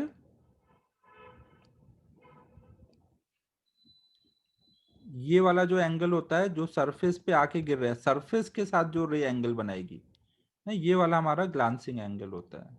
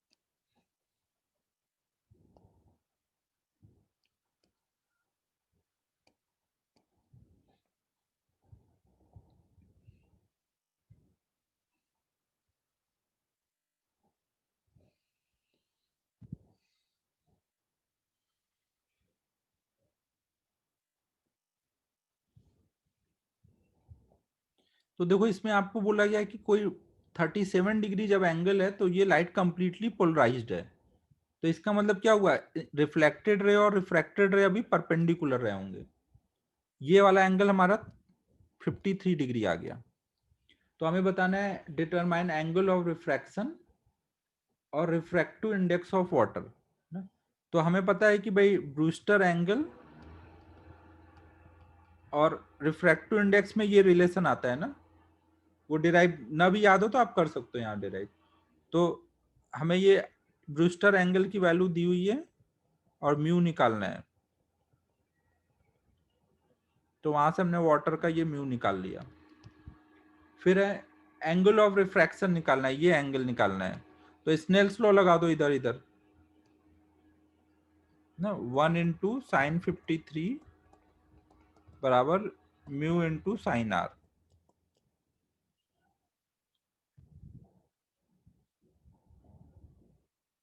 और स्नेल्स लॉ ना भी लगाओ तो यहां से भी निकाल सकते हो। ये एंगल ऑफ रिफ्लेक्शन सेम होगा वही जो एंगल ऑफ इंसिडेंस था।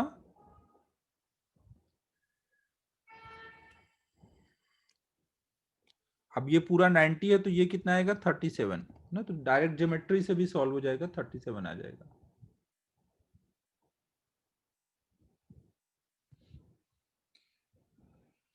ठीक है, क्लियर है सभी को? तो ऐसे एकदम सिंपल क्वेश्चन आते हैं मेंस में, बस थ्योरी पता होगी तो कर लोगे। इलुस्ट्रेशन 15 एक और कर लेते हैं, बाकी इलुस्ट्रेशन फिर अब आप होमवर्क में कर लेना ना। अब ये आज ये चैप्टर खत्म हो गया ना, अब इसका पूरा एक्सरसाइज और सारे सॉल्व एग्जाम्पल इन टेक्स्ट सब कर डालो।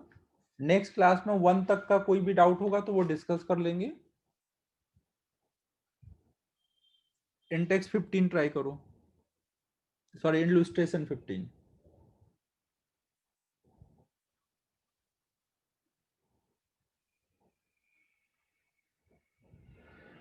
सर ये एनालाइजर क्या होता है? वही पोलराइजर को एनालाइज भी करने के लिए यूज करते हैं ना, तो एनालाइजर भी बोलते हैं उसको।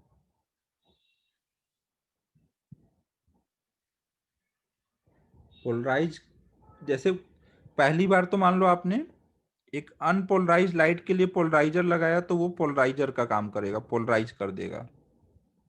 अब पोलराइज लाइट आ रही है, अब उसके आगे कुछ लगा के कुछ देख रहे हो तो वो एनालाइजर का काम करेगा। समझो ना, पोलराइज लाइट के लिए जब पोलराइजर यूज करोगे तो वो एनालाइजर का काम करता है।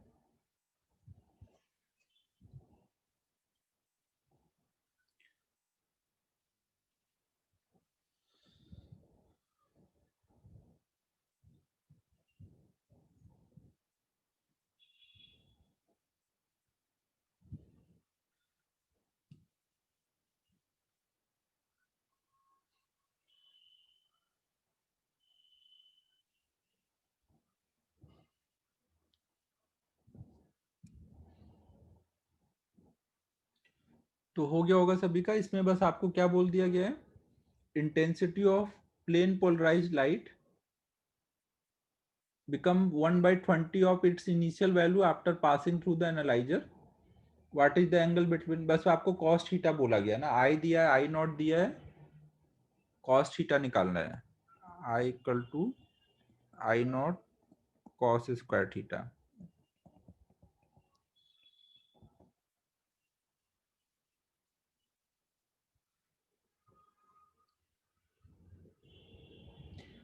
Angle between axis of analyser and initial amplitude, amplitude का डायरेक्शन मतलब वही जो पोलराइजेशन का डायरेक्शन है उस वो ही होगा ना, जिधर ये ओसिलेट कर रहा है यही एम्पलीट्यूड का डायरेक्शन है और ये एक्सिस का डायरेक्शन है, तो यही आपको थीटा निकालना है।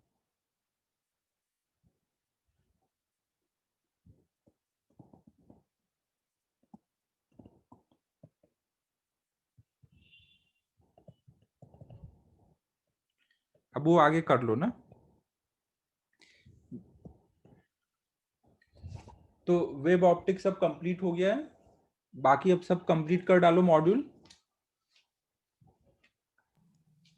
सर एक सेकंड, पिछली स्लाइड लो ना एक बार,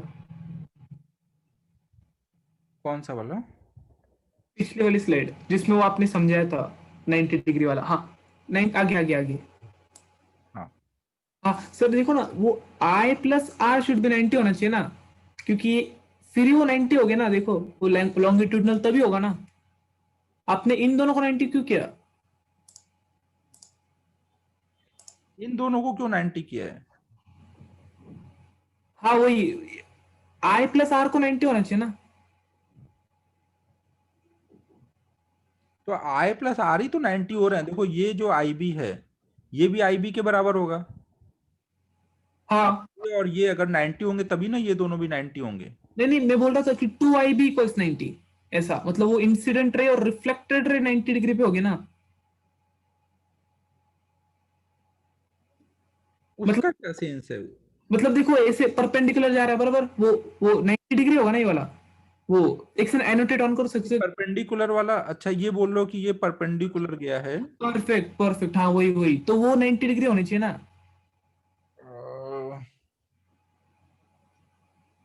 मतलब वो काला वाला एरो और हाँ वो, मैं समझ रहा हूँ, वो वाला कट गया।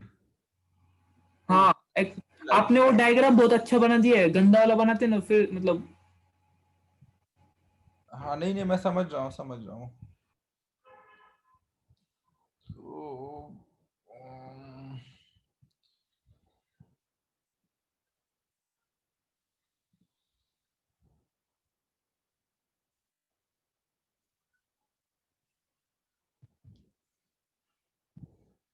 यार अभी इस पे सोचना पड़ेगा कि 2IB क्यों 90 नहीं होता है। सर उससे पहले मुझे ये बोला नहीं, आपने 90 लिया क्या था पहले वाला? ये वाला 90 क्यों लिया था? हाँ, ये तो एक्सपेरिमेंटल रहता है कि इस टाइम पे इन दोनों ये दोनों रे परपेंडिकुलर मिलते हैं। अच्छा अच्छा अच्छा अच्छा अच्छा। ये कुछ कैलकुलेट नहीं किया मैंने, बस मैंने ये समझाने के लिए आपको बताया कि क्यों ये ज्यादा कंप्लीटली पोलराइज हो जा रही है, तो वो बता रहा था कि ये कंपोनेंट फिर कट जाता है। तो अब फिर वो 2IB को 90 होना पड़ेगा ना, 2IB को। अब वो यार डायग्राम से तो यही समझ आ रहा है मेरे को, थोड़ा अब इस पे सोचने दो ना। बट जो मैंने हाँ सर। बोला है ना वही होता है, 2IB 90 होता नहीं है, अब वो मेरे को सोचना पड़ेगा कि क्यों नहीं है।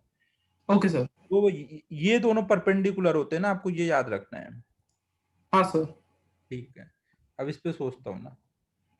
नहीं तो ऐसा तो नहीं सर कि वो रिफ्लेक्ट होने के बाद वाली रेस का देख रहे हैं?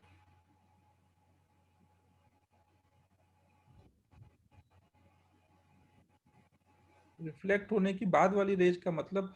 मतलब रिफ्लेक्टेड रे के रिस्पेक्ट में होगा वो जो बोल रहे थे आप वो, मतलब पहले ओरिएंटेशन बदल। रिफ्रैक्टेड के बाद का तुम बोल रहे हो, हाँ, रिफ्रैक्टेड। रिफ्लेक्टेड रे का 90 का मैच होना चाहिए ऐसा, फिर मैच हो जाएगा ऐसा। हाँ फिर मैच हो जा रहा है ना, फिर मैच हो जा रहा है। मतलब वो इंटरफियरेंस टाइप है, थोड़ा लग रहा है होने के बाद देख रहे हो ऐसा। हम्म, देखना जरा, जान दो वैसे। वैसा ही हो रहा है। ठीक है मैं नेक्स्ट में एक बार अच्छे से सोच के बताता हूँ ना। चलो अब इसमें हमें डॉपलर इफेक्ट ऑफ उमंग छोड़ दे, जाने देना उसका, कोई अभी वो मत कर। मैं बताता हूँ एक बार ना उसमें क्या हो सकता है, और थोड़ा मुझे टाइम दे उस पर। बट जो मैंने लिखा दिया जो याद रखने वाला, वो ऐसे ही याद रखो ना।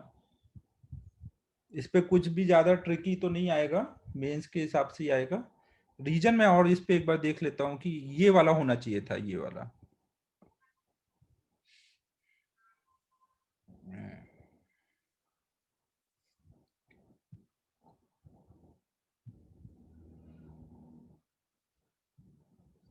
रिजॉल्विंग पावर उसमें कराया हुआ है, ऑप्टिकल इंस्ट्रूमेंट के टाइम में कराया था।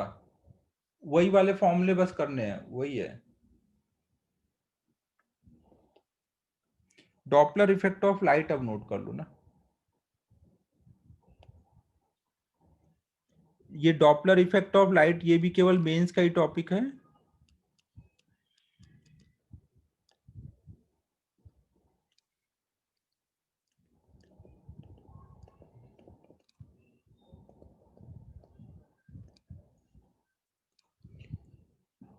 देखो इसमें क्या है, अगर कोई हमारा सोर्स है, कोई ऑब्जर्वर है, और लाइट की स्पीड कुछ यहाँ पे c होगी,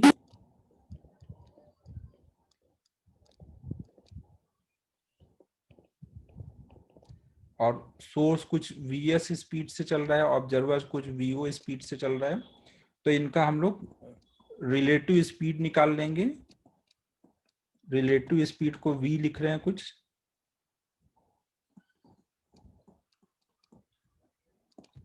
तो यहाँ पर, और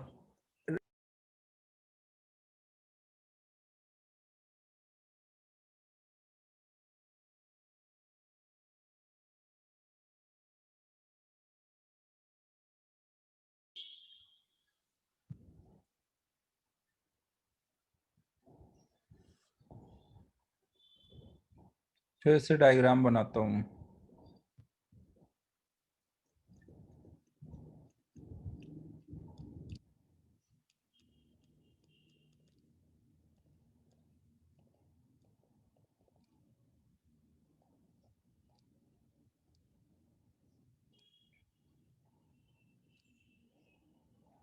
सोर्स, ऑब्जर्वर, ये कुछ vs स्पीड से जा रहा है, ये कुछ vo स्पीड से जा रहा है, तो vs माइनस vo v है, जिसको हम लोग रिलेटिव स्पीड बोलेंगे। c यहाँ पे स्पीड ऑफ लाइट होगी।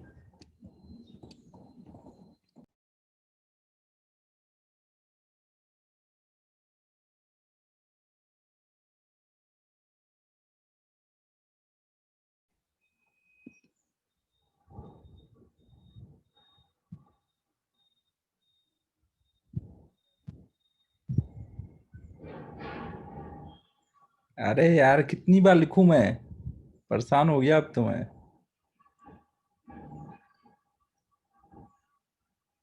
पता नहीं क्या इशू है यार, ये एक एक सेकंड के लिए बंद हो जा रहा है सर वो इतना। वाईफाई की आरती करनी थी।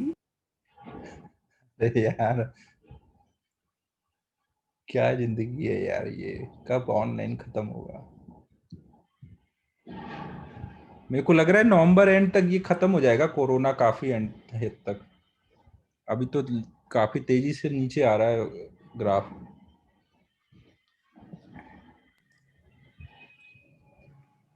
सर आप वो बोलने वाले थे ना कि वेव की फ्रीक्वेंसी कभी चेंज क्यों नहीं होती, होती ही नहीं मतलब। वो तो बताया है ना शायद। हाँ क्या, सॉरी। वो आप जब भी मीडियम चेंज हो ना, तो मीडियम का पार्टिकल जो होगा, वो दोनों के वजह से ऑसिलेट कर रहा होगा ना, दोनों वेव होंगी, एक मान लो इंसिडेंट है और एक ट्रांसमिटेड है, तो वो समझो ना, अलग अलग फ्रीक्वेंसीज ऑसिलेट कर ही नहीं सकता, इंसिडेंट और ट्रांसमिशन के बीच में कॉमन है ना वो। अच्छा वो वायर का तब समझाया था तब। हाँ, पर सर वो रिफ्लेक्शन के बाद। ये अब कर लें तो फिर अलग से बताता हूँ। हाँ सर बस चलेगा। ऐसे समझ लो कि हमेशा बाउंड्री पे एक कॉमन पॉइंट होता है ना, दो वेव के बीच में, तो वो एक ही फ्रीक्वेंसी से ऑसिलेट कर सकता है, दो अलग अलग से नहीं कर सकता। हाँ सर समझ गया समझ गया।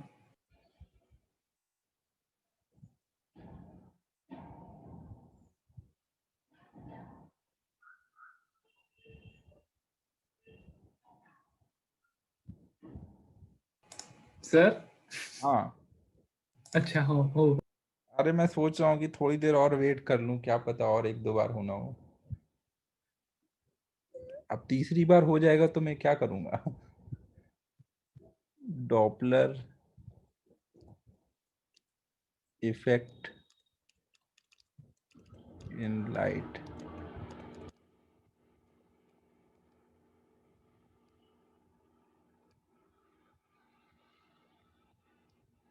ये अपना सोर्स है, ऑब्जर्वर, सोर्स चल रहा है वीएस स्पीड से। कुछ मत बोलो तुम लोग, मुझे गुस्सा आ रहा है। V S minus V O equal to V relative speed of, relative speed बस लिख देता हूँ, ऑफ क्या लिखना है। सी यहाँ पे स्पीड ऑफ लाइट है,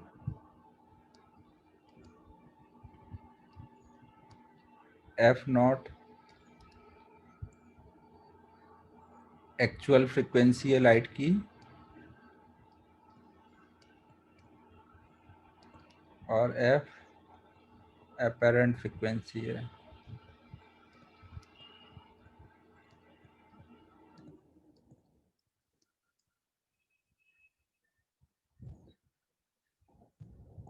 तो एपेरेंट फ्रिक्वेंसी देखो यहाँ पे क्या होती है, रियल फ्रिक्वेंसी इनटू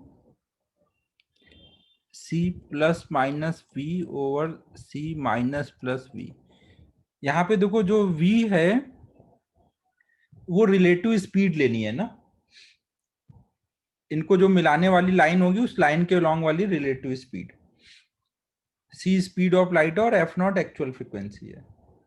तो मतलब यहाँ पे अपरेंट फ्रिक्वेंसी कौन चल रहा है इससे मतलब नहीं है ना, रिलेटिव स्पीड पे डिपेंड करती है। और ये जो फॉर्मूला है ये एक तरह से अगर आप साउंड में सोचोगे वहां पे भी ऐसा ही होता है। अगर कोई चीज बहुत फास्ट नहीं चल रही है साउंड के कंपैरिजन में, सोर्स और ऑब्जर्वर अगर स्लो चल रहे हैं तो वहां पे भी फ्रीक्वेंसी जो होती है वो केवल रिलेटिव स्पीड पे ही डिपेंड करती है। वहां पे भी आप ये चीज प्रूव कर सकते हो। और यहाँ पे देखो क्या है, साउंड के सॉरी लाइट के स्पीड के आगे बाकी दोनों तो सोर्स और ऑब्जर्वर धीमे चल रहे होंगे, तो इसलिए वो कौन चल रहा है इस पे डिपेंड नहीं करता ना, केवल रिलेटिव स्पीड पे चलता है। तो ये आपको फॉर्मूला ध्यान रखना है ना, डेरिवेशन वगैरह हम नहीं देख रहे हैं, मेंस के लिए है तो बस उसी हिसाब से ही देख रहे हैं। और इसमें थोड़ा रिलेटिविस्टिक वगैरह लगता है इसलिए ये सब बस फॉर्मूला ही याद रखो ना।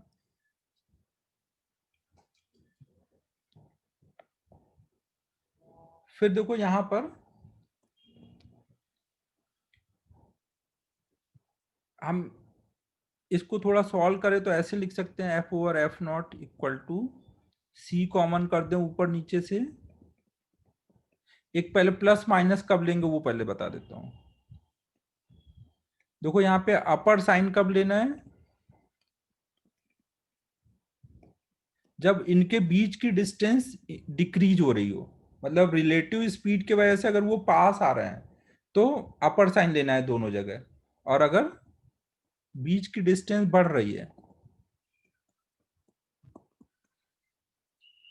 तो लोअर साइन लेना है ना। जब वो दूर जा रहे होंगे तो लोअर साइन, पास आ रहे होंगे तो अपर साइन। दोनों जगह एक ही काम करना है, दोनों जगह अपर होगा या दोनों जगह लोअर होगा ना, क्योंकि यहाँ रिलेटिव स्पीड है ना, कौन चल रहा है इससे मतलब नहीं है। साइन कन्वेंशन क्लियर है सभी को?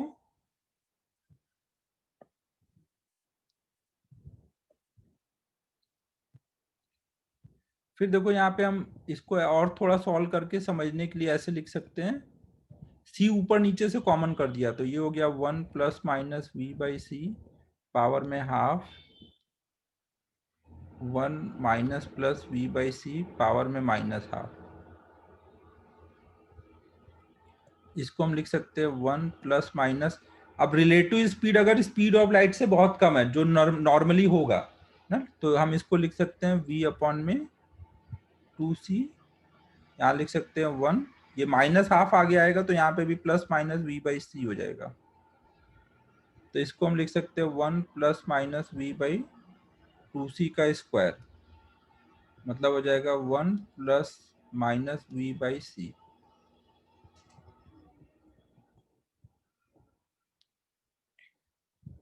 यहां तक नोट कर लो।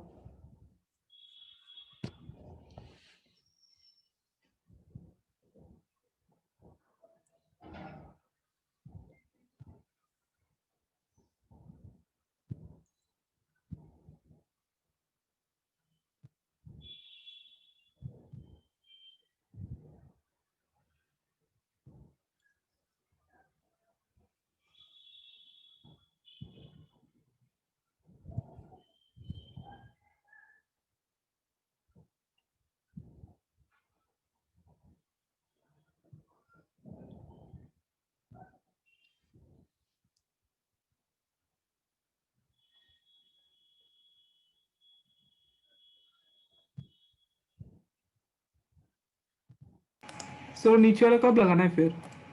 ये वाला अभी मेरे को और सॉल्व करने दो, अभी ये पूरा सॉल्व कर लेने दो। अभी आप यहां तक पूरा लिख लो, बस ये भी पूरा नहीं हुआ है। यहाँ पे मैं कुछ समझाना चाह रहा हूँ, वो हो जाने दो ना। ये लगाना नहीं है फॉर्मूला, यही लगाना है आपको ना। यहाँ पे मेरे को कुछ समझाना है, वो हो जाने दो।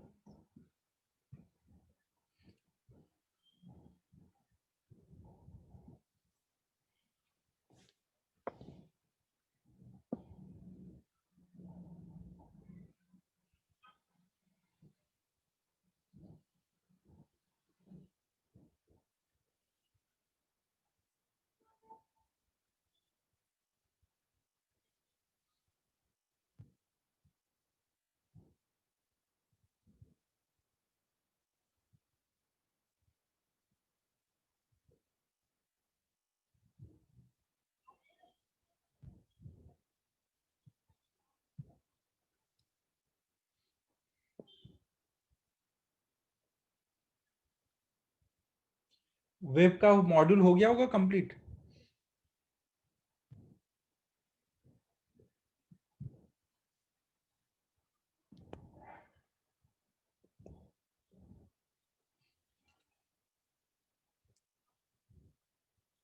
ठीक है, 2 कर लियो मतलब। सही है, वेब इजी जा रहा है ना, कोई दिक्कत नहीं है ना वेब में।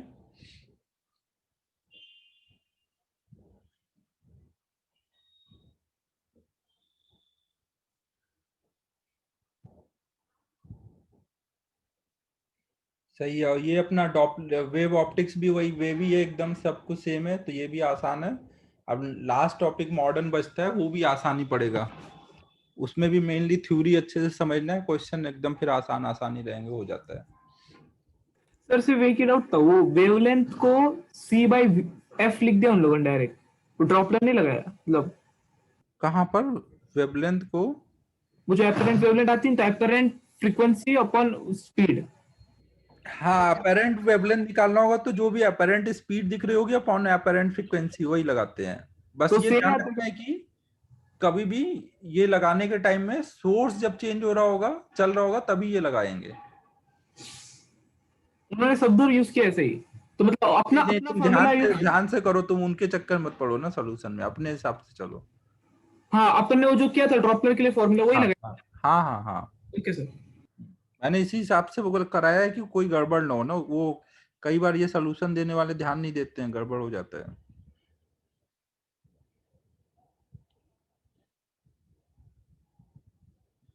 ठीक है, ये नोट हो गया।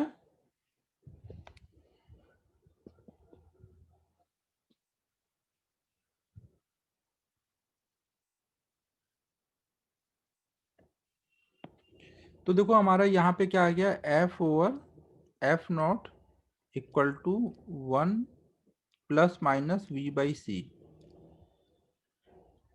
1 को हम अगर इधर कर दें तो f over F naught minus 1 equal to plus minus v by c. तो इसको हम बोल सकते हैं f minus f naught over F naught equal to plus minus v by c. तो ये वाला जो पार्ट होता है change in frequency upon original frequency, मतलब फ्रैक्शनल चेंज इन फ्रीक्वेंसी किसके बराबर होगा, relative speed upon speed of light ना। जब भी आपको फ्रैक्शनल चेंज निकालना होगा तो डायरेक्ट आप ये लगा सकते हो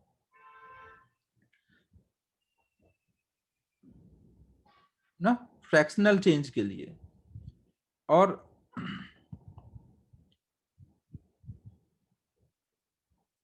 यहां पे ये ध्यान रखना कि अगर बीच की डिस्टेंस कम हो रही होगी ना, बीच की डिस्टेंस अगर कम हो रही होगी तो आपका ये डेल्टा एफ जो आएगा फ्रैक्शनल चेंज वो पॉजिटिव आएगा ना, अपर साइन आएगा ना उस टाइम पर, अपर साइन आएगा तो डेल्टा एफ पॉजिटिव आएगा ना। अगर बीच की डिस्टेंस कम हो रही होगी तो वहां पे लोअर साइन हो रहा होगा, लोअर साइन होगा तो डेल्टा एफ निगेटिव हो रहा होगा। डेल्टा एफ अगर बढ़ रहा है मतलब फ्रीक्वेंसी बढ़ रही है, फ्रीक्वेंसी बढ़ने का मतलब होता है ना, जो कलर होते हैं लाइट के V I B G VIBGYOR, इसमें इधर की वेवलेंथ सबसे ज्यादा होती है और फ्रीक्वेंसी इधर की सबसे ज्यादा होती है। अगर वेवलेंथ बढ़ रहा है मतलब आप किधर को जा रहे हो, वायलेट साइड में जा रहे हो ना। अगर व्हाइट लाइट है तो उसमें वायलेट का कंटेंट बढ़ता दिखेगा, मतलब सबकी फ्रीक्वेंसी बढ़ेगी। तो जहां पे फ्रीक्वेंसी बढ़ती है वहां पे हम बोलते हैं वायलेट शिफ्ट हो रहा है। स्पेलिंग क्या होगी, वायलेट, या फिर ब्लू शिफ्ट भी बोलते हैं।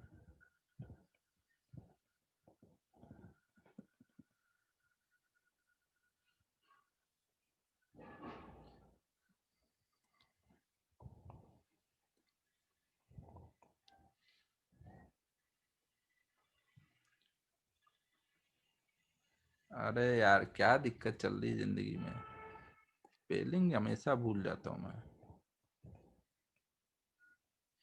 और अगर फ्रीक्वेंसी कम हो रही है, डेल्टा एफ नेगेटिव है मतलब वहां फ्रीक्वेंसी कम हो रही है, तो वहां पर हम बोलते हैं रेड शिफ्ट हो रहा है। व्हाइट लाइट अगर तो वो थोड़ा रेडिश दिखने लगेगा।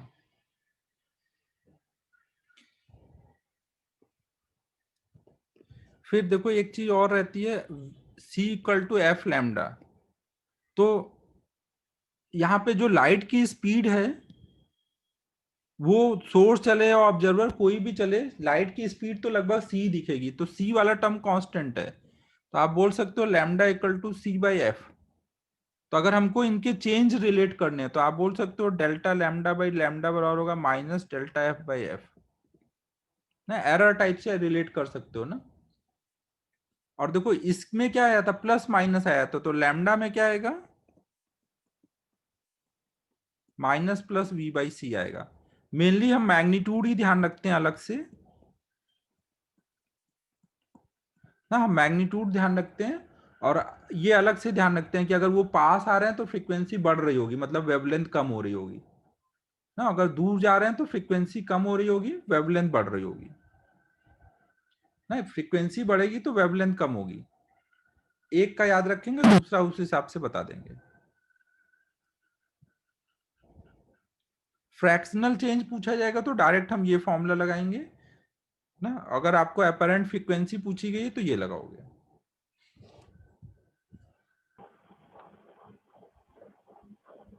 ये नोट कर लो।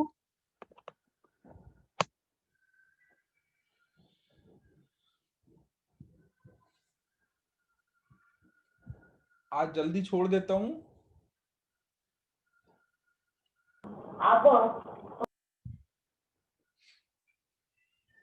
मॉडर्न फिजिक्स अब नेक्स्ट क्लास से स्टार्ट करते हैं।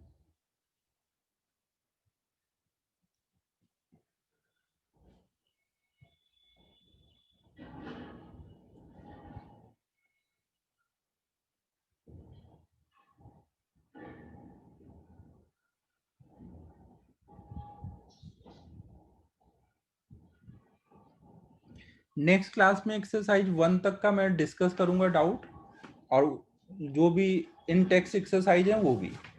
इन टेक्स्ट एक्सरसाइज 3 तक कंप्लीट कर लेना है, सारे इलस्ट्रेशन कर लेने हैं, और एक्सरसाइज 1 तक डाउट डिस्कस करूंगा और मॉडर्न फिजिक्स से स्टार्ट करूंगा नेक्स्ट क्लास में।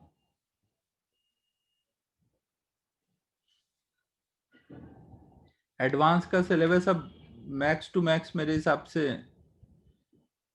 10-11 तारीख तक जाएगा।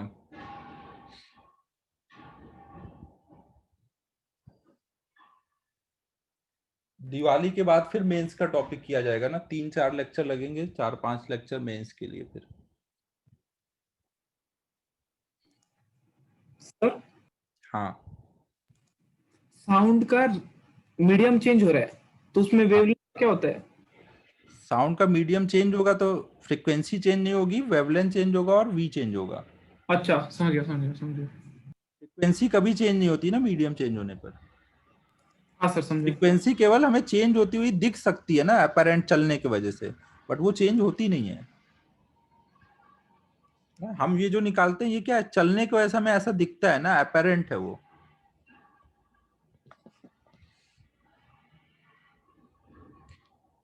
ठीक है, फिर क्लोज कर रहा हूँ। मॉड्यूल करो अच्छे से, जल्दी कर डालो ना। ये भी वेव ऑप्टिक्स भी इंपॉर्टेंट टॉपिक में आता है, स्कोरिंग होता है और इजी है ना। बस अच्छे से कॉन्सेप्ट क्लियर है तो हो जाएंगे क्वेश्चन। ठीक है बच्चों, फिर क्लोज कर रहा हूँ। Bye everyone.